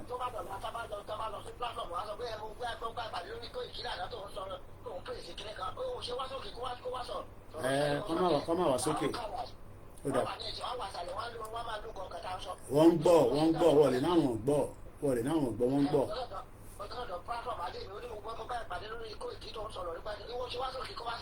Wọ́n ní fi sọ̀rọ̀ mọ̀ pé orí platform Koiki wọ́n ní fi sọ̀rọ̀ so.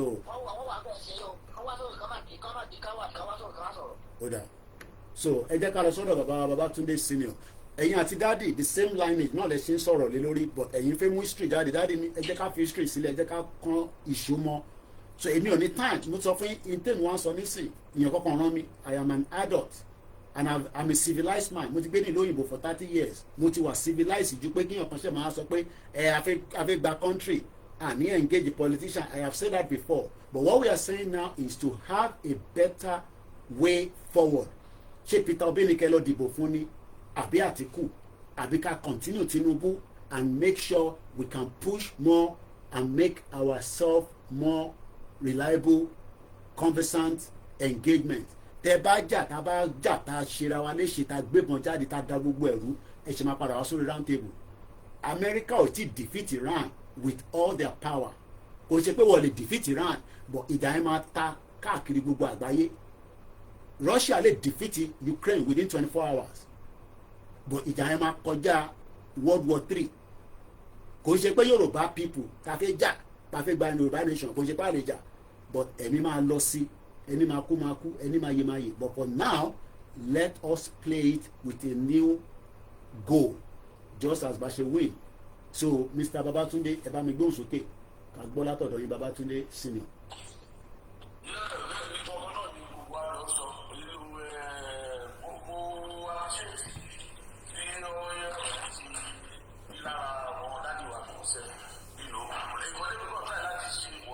Mo kí ẹ jáyà brother mi dáadáa.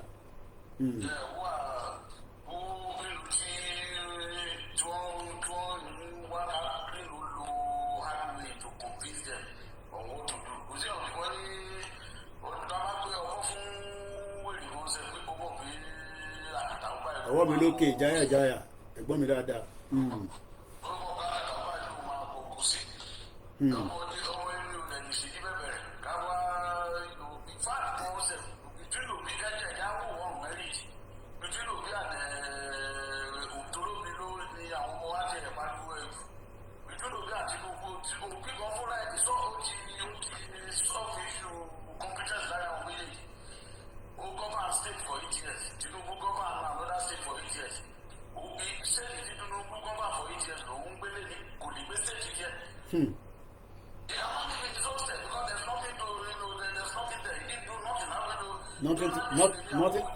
Nothing to write home about.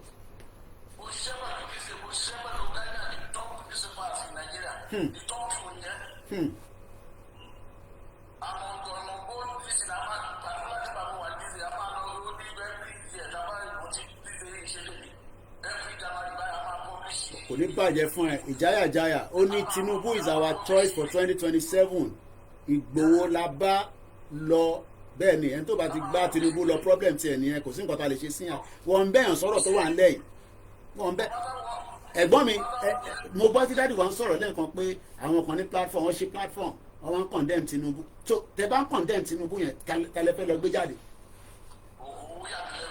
so ìtẹ́sọ̀ nísìn ni pé kí another political party kó win ní state yín nílẹ̀ Yorùbá ẹ mú gbóyò ni kí ẹ mú gbóyò ni.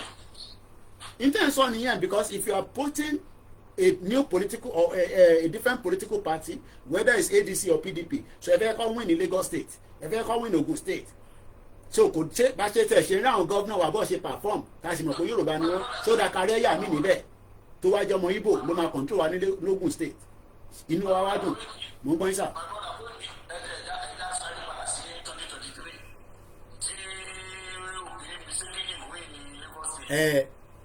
ṣèbí tó bá àwọn ọmọ Yorùbá ló lọ dìbò yẹn.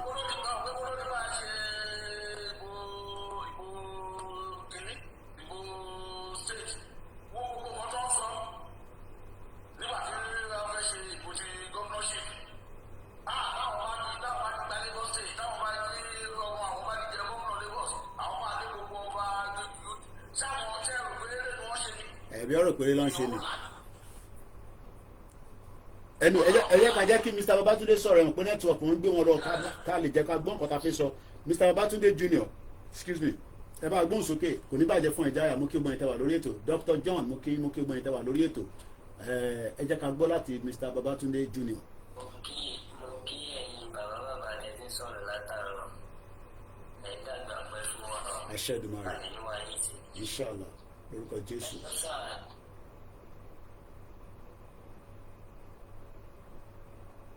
à ń gbọ́ yẹn máa sọ̀rọ̀ lọ ṣé òjò ń rọ̀ ni tó nẹ́tíwọ́ọ̀kì ń gbé yín lọ ń gbé yín bọ̀. It seems his network is not great, which is understandable. Infrastructure development is very, very poor. Now, I think parí ètò. I'm not in a hurry to leave. Call kan wálé nǹkan Mr. Kende a máa pè wọ́n padà. But mo fẹ́, Shalom, Dr. John, how have you been? Thank you so much. We have our family that are married to Igbos. There's no doubt about it. Mo pàdé girl kan léni ọmọ India ni ó fẹ́ ọmọ Yorùbá mo níbo lọ́ọ́ ti bọ́ pàdé ó ní college ó náà rẹ̀ ti wà for 15 years mo pàdé bọ̀bọ̀ kan lánàá ọmọ Cyprus ó fẹ́ ọmọ Igbo. So marrying each other is not the issue, but what we are saying is as indigenous people tẹ́ bá gbọ́ Adéyínká grandson dáadáa in tó ń sọ ni pé ṣé àwọn ẹ̀yà English ṣé wọ́n lè allow kí ẹ̀yà míì kó control government wọn in terms of Scottish àbáwọn ọmọ Wales àbáwọn ọmọ Irish níbo lẹ ti gbọ́ tọmọ Irish jẹ Prime Minister UK rí níbo lẹ ti gbọ́ nígbà tí Gordon Brown tó di Prime Minister nílùú wọ́n make sure pé wọ́n fún lọ́rùn pa kò ń ṣe pé wọ́n fún lọ́rùn pa àdìmọ̀sán yẹn o apparently it's just a change of leadership ló jẹ́ kó fi di Prime Minister just as we are having it now. Keir Starmer is leaving. Keir Starmer is leaving now. What will be Andy Bonawa? So that is their own system. It doesn't matter. Toba lo pure English. Olumawa lead later. So whether we like it or not, Nigeria is still in existence. We can shout from now to today on social media. We must also be realistic. And for me, that I've lived here, I have campaigned and I still believe in the right to self-determination. I believe that our independence out of Nigeria is the best option. I would even want President Tinubu to come and be the first president of the Federal Republic of Yoruba land or Oduduwa land. But do you think President Tinubu will come and endorse Yoruba nation while he's running for a one Nigeria? For someone that have said in London here on record that he does not believe in one Nigeria. So what he needs to do now is he needs to slow down the pace. Pace, P-A-C-E. The pace of what the North is doing to every one of us. He needs to slow it down. Because Taba continue with the pace here, call on Jackie 2031 over President Tinubu because they will destroy him. So President Tinubu must be gripped. Obodo was gripped that. Because what, right? I'll give 2 examples now. Do you think that I want a year El-Rufai? You know that what they have done now is El-Rufai case is in September. And what that literally means is that El-Rufai might not be out of the prison temporarily until after the election. So do you think that I want a year no one to see?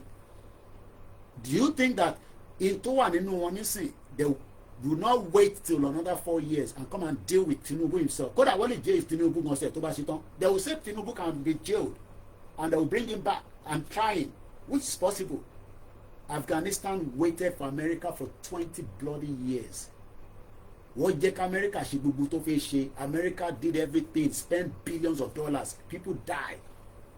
And Afghanistan said to them, our land is Louis. It is. When America was going, we saw it. People were on more plane. And then people remember that. Amanda Benny. Do you know that the American Hercules, people were because Afghanistan is now back. Do you know that there are countries now in the world that are already aligning with Afghanistan? Even though we know how extreme they are. Travel, Afghanistan. Bàbá mi bá ń wo bàbá mi bàbá Túndé senior ẹ bá gbóhùn sókè àṣìǹbẹ́tò lọ ní èmi ti di 19 so ẹ bá gbóhùn sókè sà.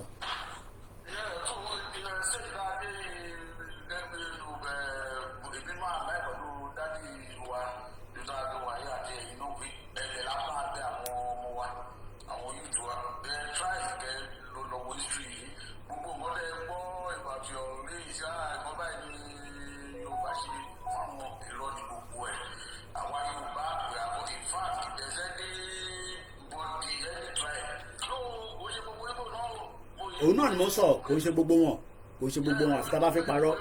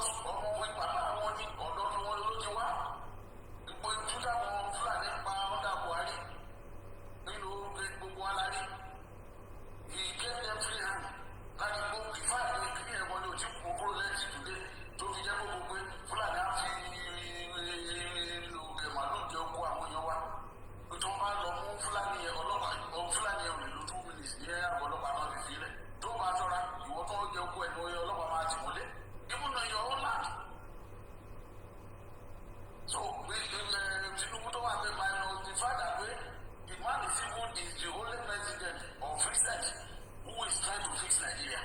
But the people are on decisions to take, they are very happy. Because see, to take our decision, the politician in him will never take that kind of decision now. Because the politician who was decision will be popular. Who are ìjọba òun ni wà popular, àwọn ìyá máa jẹ àwọn èèyàn. Gbogbo wa sọ pé Amẹ́ríkà tẹ́yẹ àwọn ọ̀wá yìí lókè lẹ́mọ̀ ni wà níbi. Ṣẹ́gun àwọn pé wọ́n kàn déédéé yí dìde. Let's go and read their history and see what they went through. The one who passed through to get to where they are today. They did nobody go set the country, nobody they key, everybody you be no man go in China. Over almost 1 billion, Chinese Chinese revolution to get China to where they are today. Almost 1 billion. You can imagine where over 800 million people to go. Then when China don't against the world for 40 years, Chile. Because they want to country they did that, and today, like China today, after you never very far, China they squeeze America, when they squeeze America, they make them lower, go America, whether military, whether for economy, China really the biggest economy in the world today. Biggest economy than America, biggest economy is it.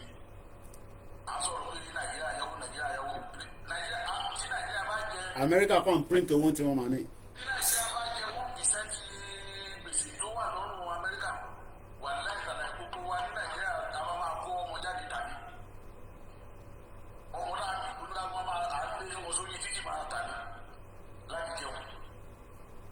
So we were talking of trillions of dollars, don't get China, come as everybody will just feel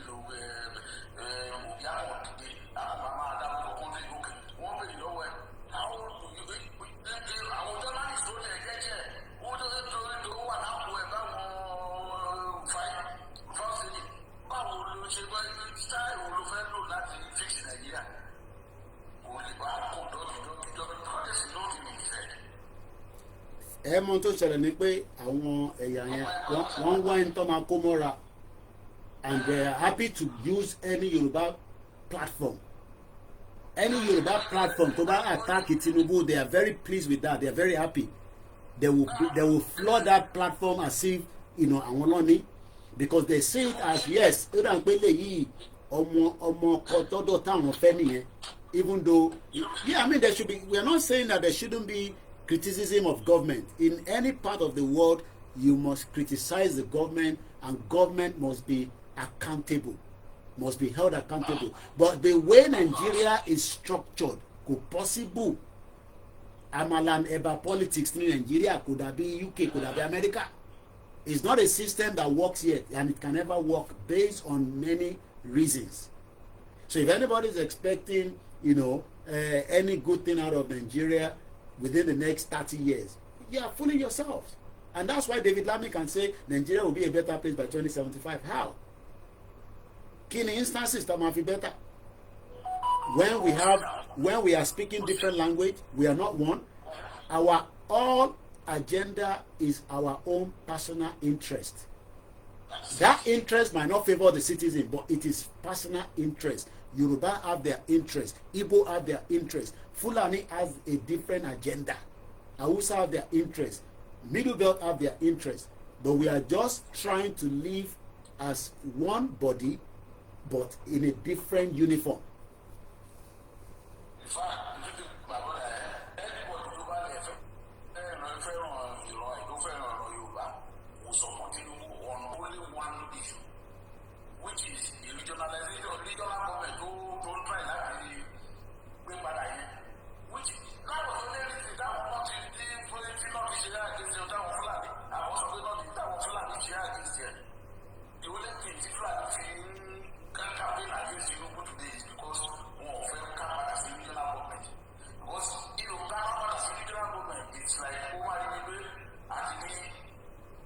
and the quarter of Yoruba nation by then. It will be like a quarter of Yoruba nation by OLAKUNLE. A quarter of it, which is a good moving, it's going to be a good step, a good first step to take. Because the state police, the regional government, we will manage our affairs in our region. It means. So now what? But daddy ẹ jẹ́ ká bẹ̀rẹ̀ lọ́wọ́ daddy why tí ọmọ Yorùbá tó wá sọ pé òun ò fẹ́ state police so interest wo lẹ wá ń jà fún mo kí bàbá wa Fẹ́mi wọ́n ní US economy to shoulder a debt why tí ọmọ Yorùbá wà against state police mo kí bàbá wa rí jìnnà dé. àìmọ̀kànnì tí wọ́n bá ti practice state police tẹ̀lé tó kí wọ̀ wá nígbà yà àwọn ọlọ́pàá kájíkájí wọ́n fẹ́ wọ̀ wá dáadáa náà. Okay. I need 30 minutes to end this program. We have just 30 minutes left. Mo gbádùn yín sir.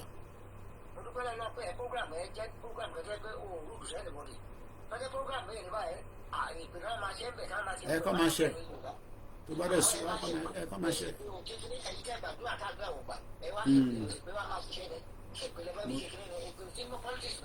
Bẹ́ẹ̀ni. Jẹ́ kí ọ̀gbẹ́ni olórí ẹ̀ lálejò oníbáyé bá dára bí ò bá da ọmọ aláyé ló mọ̀ wọ́n. Bí ayé ìbá bí Nàìjíríà bá dá bí ò bá da àwọn aláǹgbá ìyá ẹ̀kọ́ sí lókàn Ọlọ́run ẹ̀. Ọlọ́run tẹ̀ bísí lọ́wọ́lọ́wọ́ ẹ̀ torí ìtọ́lọ́run dín pẹ̀lú ó pọ̀ gan. Ọwọ́ wa ló kù sí láti gbogbo ẹ̀. Káwọn àti ìgbà tá a bá sọ pé nǹkan tó ń pèjọ ọ̀pọ̀lọpọ̀ ọ̀pọ̀ pé kìí jáde pé nǹkan tá a bá ti ṣe tó dáa ìyẹn lásán pé Ọlọ́run ló ṣe. Tí wọ́n bá ní tó bá wà máa bu amọ́tò láti Èkó lọ sí Ìbàdàn o lè sọ pé kán ti jú ẹ ìwọ náà bá o ti ń gbà wẹ̀ láti 7 days ago wọ́n fẹ́ kán ti jú ẹ sí kí n drive láti Èkó lọ sí Ìbàdàn má jẹ́ kí n crash lọ́nà. Wàá crash kó tó kúrò nílé ẹ̀. Kó tó dọ́jọ́ ta ló máa crash ó sì dúró 1 kilometre ló máa crash. Òkè tó bá crash kò ní jẹ́ bí fọ́nà pọ́nà ló pa kó sọ bẹ́ẹ̀ pọ́nà ló pa òun Ọlọ́run ní kó drive lẹ́yìn tó gbàwọ̀ ẹjọ́ méje tí kò ló ń jẹ́ nú òfin parẹ́ síjọba lọ́rùn. Nígbà táwa ti gbéra nígbà táwa ti lọ sí Nàìjíríà táwa ti dé Kẹjà àwọn máa pàtẹ́wọ́ báyọ̀ sọ pé kalẹ̀ pàtẹ́wọ́ fún aláyé pilot rẹ̀ pàtẹ́wọ́ fún kíṣọ́ lọ́run. Bẹ́ẹ̀ni. Ó yà mí lẹ́nu tó lù yín mọ́lẹ̀ mo kí ẹ Ọlásùnkànmí brọ́dà mi.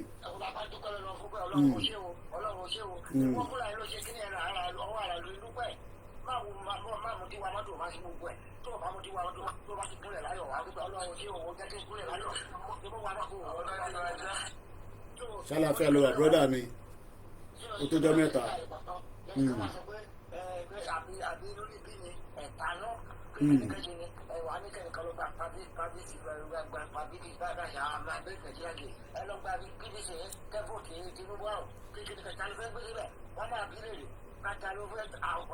Wọ́n ní answer what I want ní answer sí yẹn because I've listened to platform sábà ní answer sí but what they just don't want is Tinubu wọ́n dẹ̀ ní dìbò fún Ṣòwòrẹ́ so wọ́n ní dìbò Ṣòwòrẹ́ ẹ̀ dẹ̀ fẹ́ Tinubu so definitely ẹ fẹ́ Àtíkù àbí Peter Obi nìyẹn bọ̀ ẹ fi sọ jáde so màá fún brother wa ọ̀lẹ́ Babátúndé ní the last say as well Ọlọ́run jẹ́ ká sọ̀rọ̀ tán looking at the whole structure of the country as it stands tonight ní alẹ́ and looking at all the stakeholders everything together what is the way forward to make Yoruba land a better place kò sí tó kàn mí pé láwọn ìyà tó kù bá wọn kó bẹ́tà fún wọn bá wọn kó má bẹ́tà àwọn náà ní save tí wọn kọ́ lọ́ọ́ máa lo platform tàwa làwa fi ń sọ̀rọ̀ yìí and they support anything tó bá wà against ilẹ̀ Yorùbá whether you are yes or no àṣemá mo bá ṣe máa jókòó amicably so kí lẹ́yìn rò sí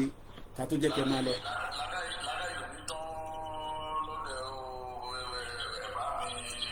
Láṣẹ ìdùnnú rẹ̀.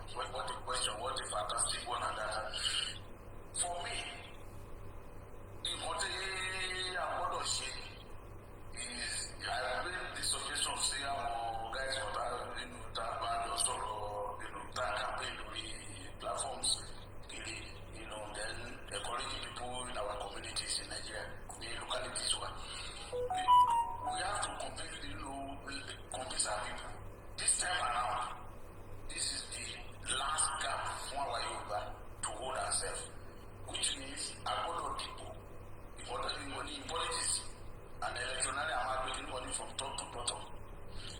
Top to bottom, maybe the party can win all the elections so that we have one win. In fact, it be like I'm going to have a district by region, by the regional government, so that they don't want development. Ben, I want done. Yes, yeah.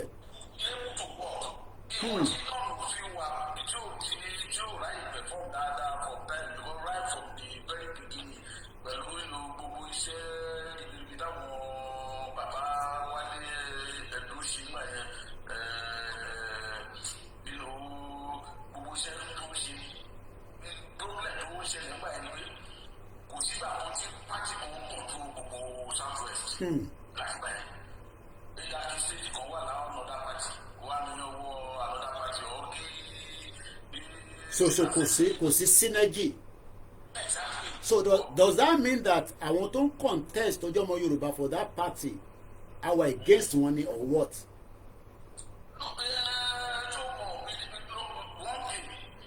I'm sorry to say, Baba Wale, you cannot run away from Baba. Because Baba Adeleke Nisin is an opposition. Exactly. Seyi Makinde is an opposition, as an example. And I think those are the only two states for now. Tashini differences they are not aligned with the federal. Okay.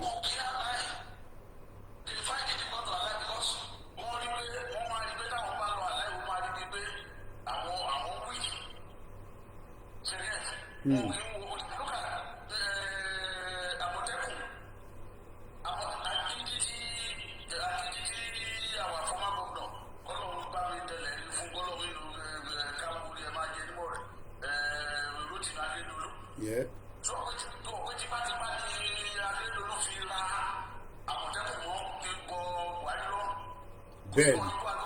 Ben ṣe rántí pé Màlàmí ló sọ fún Akérédolú pé kò ní right láti ra correct weapon fáwọn Àmọ̀tẹ́kùn.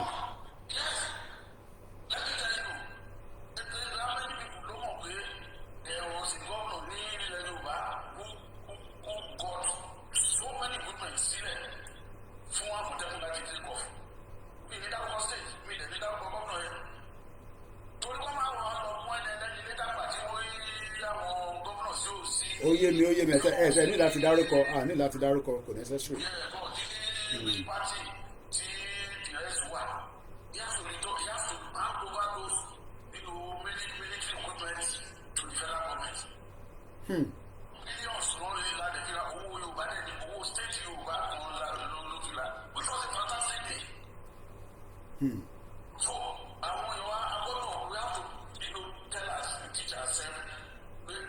Ẹ ṣe gan-an Alhaji Bashiru wọ́n ní we are too liberal for Nigeria setting.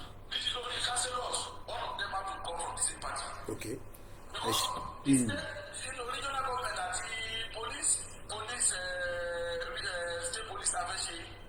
State police can only work when all the assemblies don't agree. The majority of assemblies in Nigeria, state assemblies, pass here, which is on here. It doesn't matter what the religion of the country says or not. Okay. So our Yoruba, until that one central party. Yeah. And then we just send the other out. Everybody vote out. That's it. Okay. To make this easy for us. They want to push the Yoruba forward. Ẹ ṣe gan-an for that. Thank you so much for the submission. Ọbẹ̀lẹ́dùmarè bó ti follow you back, so kàtúbọ̀ máa engage torí engagement yìí ó máa go as much as up to when we achieve our desired goals interfaith gangan. And like I've said in this broadcast tonight, and as we have said it in the last 3, and we will continue to engage while we are treating other areas of topics, but tẹ́mi bá ti jáde, we will focus on the same future of Yoruba land. The topic tálẹ̀ ta sọ ni pé we must use new strategies to achieve our goals. We must not allow, we must now block them. We must block the northerners from having access to power. Torí wọ́n mágbára lò, wọ́n ti ṣì lò, wọ́n lè fi dẹ́rù bà wá, wọ́n lè ti fi ṣe jàǹbá fún wa. So ẹ ṣe gan ni bàbá wa senior. Now ẹ jẹ́ kí n lọ sọ́dọ̀ dádì wa kí n tó jẹ́ káwọn náà máa lọ today kí n lè close broadcast in 20 minutes. màá fún ẹ ní another question. Irú ẹkùn, how can we manage it to be a fruitful security outfit, aligning with the state police that is likely to come before October 1st, we don't know, and all other security agencies, Amotekun, OPC, and others, without being sentimental. Babawa, within the next 3-5 minutes, Ebami, sorry, Bigadi.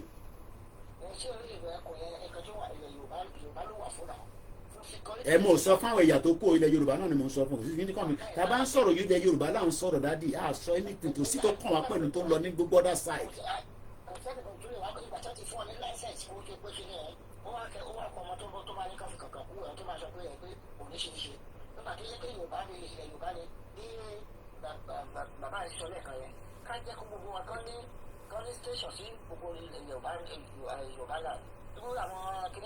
Ṣé mọ̀ pé ẹ má bínú dáàdì, ṣé mọ̀ pé ìrù ẹkùn Ọ̀fà ní Ọ̀yọ́ state àìtí gbọ́ respond pé àwọn fẹ́ fún school kọ̀ọ̀kan ní ìrù ẹkùn members méjì láti máa bá wa ṣe ààbò níwọ̀nba tí agbára wọn sì kà fún àwọn local government ní gbogbo Ọ̀yọ́ state fún schools, but it seems again since the state will align pẹ̀lú federal, that is not coming fruitful. But state sọ pé àwọn fẹ́ kí wọ́n interrogate federal lórí bó ṣe gba àwọn ọmọ sílẹ̀ pẹ̀lú United Nations. Ẹ bá gbóhùn sókè mọ̀ gbọ́ dáàdì, ẹ má bínú comment àrọ́ tì í.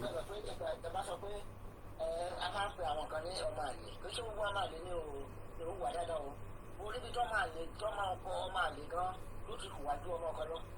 Ẹ bá wù wọ́n gbà mí, ìwà yẹn kó ló mú kó mú ọdọ máa lè ọ̀tẹ̀ kákó máa pè wọ́n níbi ìṣẹ́ àwọn ọ̀dàlẹ̀ ni wọ́n. Bọ̀ kò ń ṣe gbogbo OPC là ń sọ yìí o, because OPC ó pín sí many cabansor ká lè wà very careful tí táwọn yẹn bá kàn ń gbọ́ OPC kọ́ má dùn pé generalize gbogbo wọn. Okay. Àwọn ọ̀dàlẹ̀ wọ́n burú ju bí gbẹ́rọ pé bí kúlẹ̀ parí tọ̀dọ̀ lè parí ní. Okay. Wọ́n burú ju ọmọ kan tó ju ọmọ àlè lọ́wọ́. Okay. Ọ̀dàlẹ̀ wọ́n burú ju ọmọ àlè lọ́wọ́ tó bá jẹ tó bá mu tó dalẹ̀. Okay. Tó ṣe ẹlẹ́yìn. Ó lè apààyàn lọ́wọ́. Okay. Ìkan tó wọ́n wà ní pé tí ẹ̀rí ìlú ẹkùn yẹn ó ti wá òrìṣẹ́ tó lè mú kó bẹ́ẹ̀. Okay. Mo ṣe sọ lẹ́ẹ̀kan pé oníkàkùn lórí ti àwọn kánò wọn ṣe ìgbà tí wọn. Okay. Okay. Okay.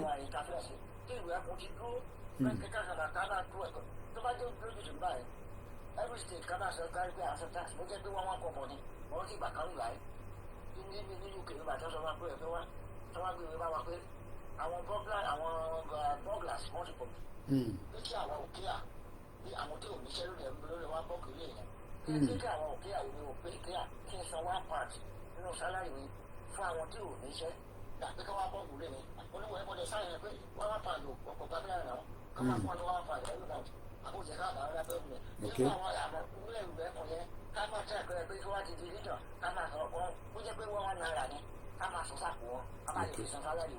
Láti lè fi ran wọn lọ́wọ́ torí pé funding wọn máa need ẹ̀ lọ́jọ́ iwájú àti nísìn.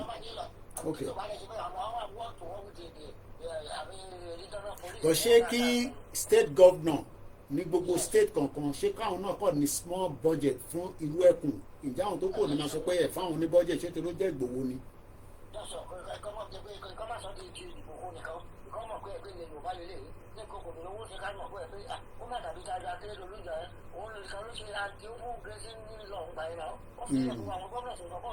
Okay.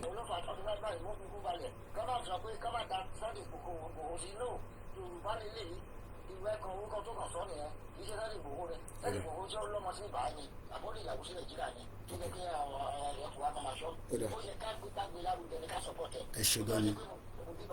Olùsọ̀kọ́ ọjọ́ yẹn lè rẹ̀ fún ọlọ́ọ̀la kọ́sà mo sọpọ́tẹ̀ ibi tí nǹkan tí tọ́jú ìwọ bá ti ṣe ìṣe òun mẹ́fọ̀ kò lẹ́ mẹ́kọ́ lọ́kọ́dà fọwọ́ díẹ̀ kò sí díẹ̀ fún ọlọ́ọ̀jọ́. Ẹ ṣe gan ni dáàdi wa, thank you so much fún ilé ìtẹ́ bá wa dá sí ní àti Wembley ni bàbá wa ti ń bá wa sọ̀rọ̀ tó 15 minutes tó kù ẹ jẹ́ kémi náà polówó fún ẹ̀yin èèyàn wa. A ní wooden hangers tí ó wà ní Àlímọ́ṣọ́ area lẹ́kọ̀ọ́, gbogbo iná rẹ̀ ti rí táwọn poster ní gbogbo gbà lórí àwọn platforms wa. A ní aṣọ ọmọdé a ní tàgbàlagbà, a ní ready made. Ṣòkòtò tí mo wọ̀ lálẹ́ nísìn ẹ̀rí kó yàtọ̀ sí short tí mo máa ń wọ̀ lẹ́nujọ́ mẹ́ta ẹ̀. Eléyìí kò dàbí bí báàgì jẹ́rí ẹ̀rí pé má wọ ẹsẹ̀ mi, eléyìí ni mo ní kó wò. Gbogbo tó bá nífẹ̀ẹ́ sí irú àwọn nǹkan tí ẹ̀rí lára mi yẹn, ẹ bá mi patronize Omitaf Couture. Kí ni mo ti pè? Omitaf Couture. Ẹ ní di nọ́mbà wọn àbí? Tí mo mú nọ́mbà yẹn lórí ṣá. Ẹ bá mi patronize Omitaf Couture. Ẹ lè pe nọ́mbà yìí náà.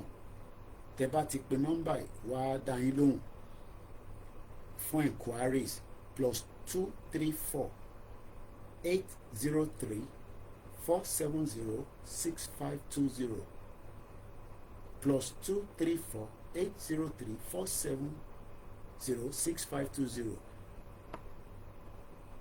Ẹ bá wa darapọ̀ mọ́ ìtàǹtà.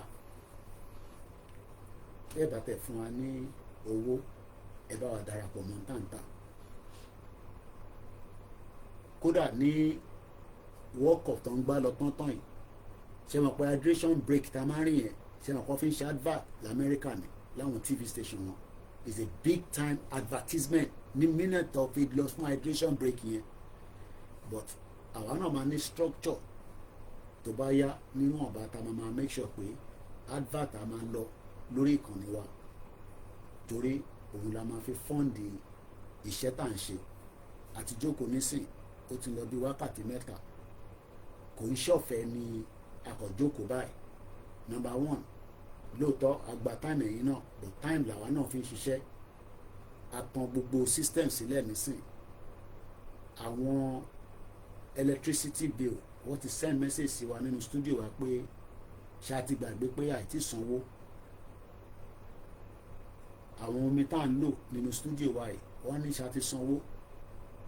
Kódà TV license àwọn tẹ̀ ti kọ lẹ́tà wá pé ṣá ti sanwó, àbá ti gbàgbé pé àṣẹ ẹ̀kọ́ débì báyìí ní studio wa, a máa need láti sanwó TV.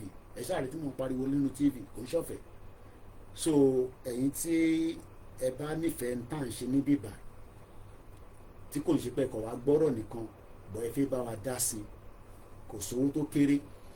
Gbogbo ìgbà là ń fi àkáǹtì wa síta láti ní kẹ́ bá wa gbọ́nwọ́ sáwo títí tí Ọlọ́run máa fi gbé iléeṣẹ́ yẹn tóun náà máa lè dá dúró stand alone. Ta máa wá advert láti àwọn èèyàn ńláńlá ní gbogbo àgbáyé. But nígbà tá ì tí rí wọn, ẹ̀yin tí a mọ̀ náà la máa pè kí ẹ bá wa dá sí i. Tó tẹ́ bá wa dá sí yẹn ló máa jẹ́ kí àwa náà lè ṣe sí i. Ọmọ wa tí ó máa ń jáde tẹ́ máa ń rí ìyẹn Martins, òun máa ń jáde frequently dáadáa. Ó slim báyìí, ó ti send message sí mi lánàá nísìn, ó ti dìjẹ́ta báyìí. Lánàá ló send message pé ọ̀gá íńtánẹ́ẹ̀tì òun ti tán. That is 35,000 naira nìyẹn straight. Bí mo bá send 35,000 naira sí kò lè ṣe program lọ́la nísìn. And I'm sure pé tí bá lọ wo gbogbo program tí wọ́n ń ṣe, gbogbo yín náà ni ẹ̀ ń gbọ́, tí ẹ̀ ń wò, tí a dẹ̀ ń fi nǹkan méjì tá fi ń kọ́ra wa lẹ́kọ̀ọ́. So but tí mo bá send 35,000 naira sí nísìn, báwo ló ṣe fẹ́ rí ní internet service? Àbí máa ní kó pé àwọn tá à ń ra internet lọ́wọ́ ẹ̀ pé àwọn tá a fi bá sọ̀rọ̀ wọ̀ fún wa lówó, bọ̀ káwọn bá wa top up. It doesn't work like that in reality. Ìyẹn ni UK ṣe jẹ́ one of the strongest country when it comes to services. They beat one. The services are there, but you will pay for it. Kò ń ṣọ̀fẹ́. Àwọn ará Nàìjíríà àwọn náà fẹ́ services tó fẹ́ sanwó, but wọ́n ní kẹ́ ṣe pay as you go fún iná. Kí ló dé tí wọ́n fún yín níná? Ṣé rò pé àwọn kan ọ̀fẹ́ ra náà ni wọ́n fẹ́ ra náà? Ìyẹn ló ṣe ní kọ́ lọ ṣe ní pay as you go. So why tí kò ṣe wá síná? Because if you are running a meter, people are expected to have light so that kọ́kọ́ ibi kẹ́kọ̀ọ́ ráwó sílẹ̀ ní kẹ́dẹ̀ fi sí kó dẹ̀ tàn. Bọ̀ wá tún múná lọ ní 21st century. Kí ló dé tó mi ò wọnú ilé tí a ṣe ń ṣe borehole àbí tá à ń ra pure water? Ìwé mi nísìn tí bá wálé nísìn èmi ò lè bá yín mu pure water, bottle water lèmi máa ń mu. Wọ́n dẹ̀ gbọ́dọ̀ mọ ibi tó ti fi rà torí àwọn ọmọ ẹ̀yà kejì fake pọ̀ láyé wọn àwọn làwọn mọ̀ nípa fake ayé wọn ti bàjẹ́ lórí kọ́ ṣe fake àwọn nìkan ló ń ṣe fake gbogbo ilẹ̀ mọ̀ ẹ̀yà kejì tí mò ń sọ so omi tí bá máa mú yẹn gan wọ́n gbọ́dọ̀ make sure pé ó wá láti the right source kó lè má lọ mú kí ló máa mú yàn tí yàn bá mu omi ìdọ̀tí ní anywhere ṣe cholera ni àbí whatever typhoid ó lè má lọ gbé typhoid padà wá sí London. So these are the things, you know, the services can be put in place, but ẹ̀yin aráàlú need the infrastructure ti services yẹn máa fi kick in. Kò sí iná báwo la ṣe fi ṣiṣẹ́ ẹni tó fẹ́ dirun gan nídìí náà torí nígbà tó bá lọ dirun tí bọ́dí odò fi pa ẹ́ torí pé kò lè tán AC ó ní AC bọ́ kò lè tán bọ́ tó bá tán AC bọ́dí ẹ̀ máa calm kò ní máa sweat lábẹ́ èmi wọ public transport nígbà tí mo wálé last year òórùn ìgbà míì tó bá wọnú public transport yẹn ẹ̀rọ máa bẹ̀ pé ṣẹ́ni yóò wẹ̀ láàárọ̀ yìí ni nígbà tó lo body spray. So a lot of services is available that can be done in Yoruba land, but they must first implement the infrastructure to enable you to have those services. Without that, failure. And with the current situation right now, there is no other person that can continue apart from Tinubu. Tẹ́bàdé náà yóò fẹ́ Tinubu, àwa fẹ́ Tinubu, ẹ̀yin lẹ́yìn náà fẹ́. But tí a bá fail pé kí ẹ̀yà mi wọlé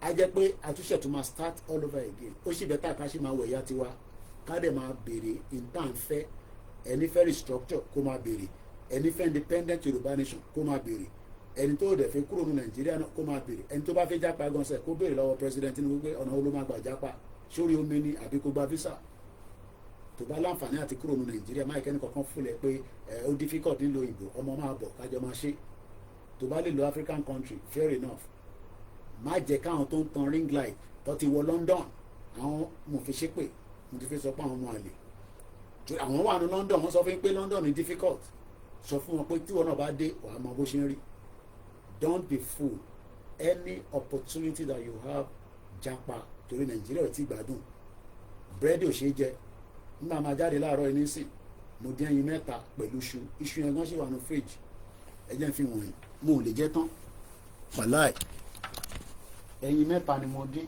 nígbà àgbàlagbà gbọdọ̀ máa jẹ ẹyin 2 so bàbá ń sọ gbogbo àwọn ọ̀rọ̀ yìí kò ń ṣe pé a fi ń tẹ̀sí lójú Benue State lọ tí ń kóṣù wá àwọn olórí burúkú terrorist torí mo ti fẹ́ parí program yìí I only have 7 minutes torí iṣu ló wà ń bẹ̀rẹ̀ pẹ̀lẹ́yìn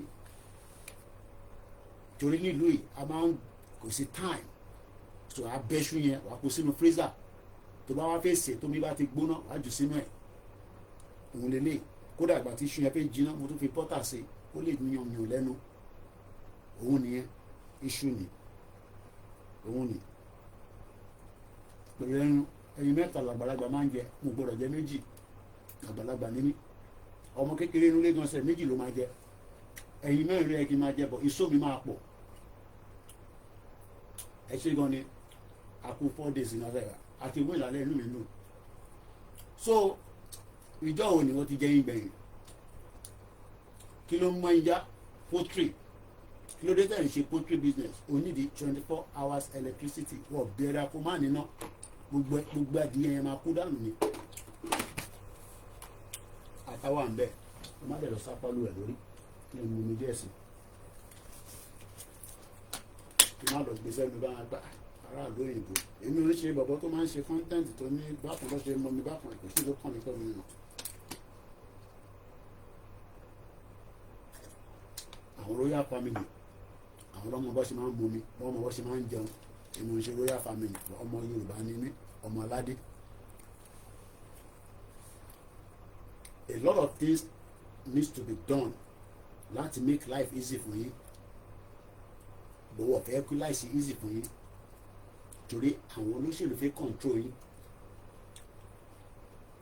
àgbọ̀rọ̀ mi yín so bọ́rọ̀ yẹn ṣe jẹ́ lálẹ́ yìí nìyẹn mo fún wa ní enough time ká fi sọ gbogbo even though pé a lot of game tó ń play lálẹ́ kò jẹ́ kí n concentrate at some point so I only have 5 minutes kó fi pé 3 hours mo dúpẹ́ lọ́wọ́ ẹ̀yin tí a jọ jókòó tí a jọ ṣe mo kí bàbá Waris Jinadu mo kí alájà pín náírà ìyá dáadáa géèmù alẹ́ ìdá mo kí Táíwò Henry Ọlájídé ẹ̀ṣẹ̀gan ni ẹ̀kọ́ àdúró ti àwọn kọ́mẹ́ǹtì all the way through ni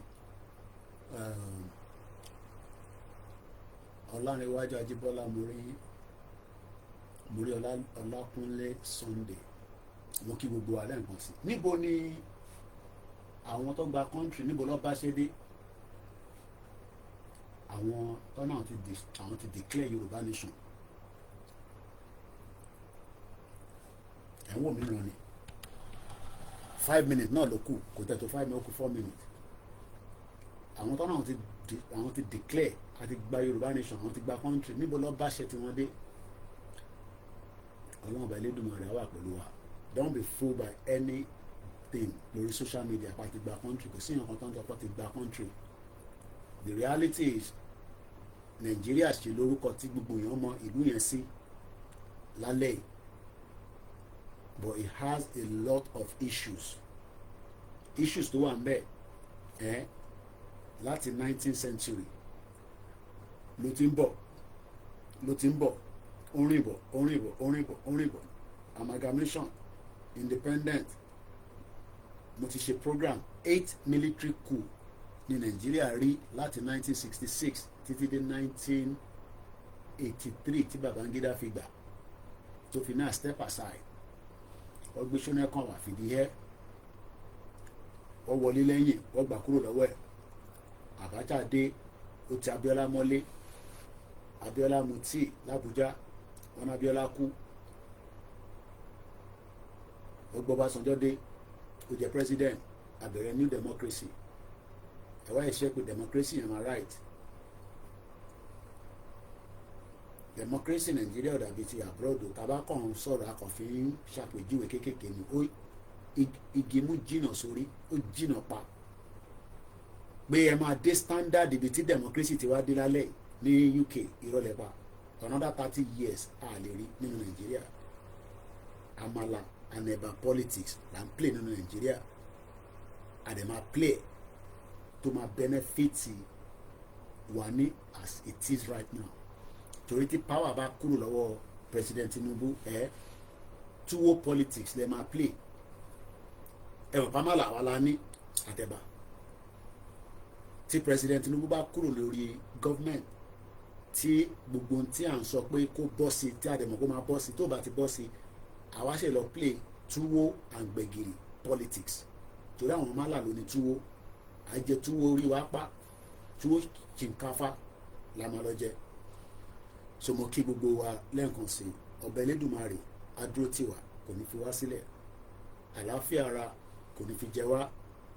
Mo kí gbogbo àwa tí a jọ ṣe títí di wákàtí kò easy 1:15 lóru lèmi náà wáyé. Bá àtẹ̀sùn àfi báyàwó sọ̀rọ̀ láti bí wákàtí 3 ààrẹ ọmọ bá sọ̀rọ̀ àwọn tẹ̀ ti sùn. Àwọn náà ṣe máa tún máa kúrò ní stúdíò bí mo rìn délé ọlọ́pọ̀ lè dá mi dúró. Bọ̀ ìlú yìí náà orílẹ̀ alákàn fi ń ṣọ́rí. Gbogbo àwọn tí wọ́n ń sunkún ọmọ ìyá wa tí wọ́n pọ̀ ọmọ wọn ní London ní June 5 ọmọ 35 years old tó ń kọrin yẹn ṣe disaster burúkú kí òbí sọmọ nù. Grandma tó dẹ̀ ṣẹlẹ̀ sí ìyá wa Grace grandma àjọwànú GR1 ìyá yẹn dáadáa sí mi. Àbúrò wọn lẹni tí ó ṣẹlẹ̀ sí. Alájà Queen ara ibi tẹ́ ń pèsè wrong number lẹ́ ń pèsè kò jẹ́ kí n kàn sáré gbé briefly. Number tẹ́ ń pèsè kò ń ṣe number tẹ́ kẹ́ pèsè alájà. Mo dẹ̀ ṣe wà lórí ètò. Hello alájà.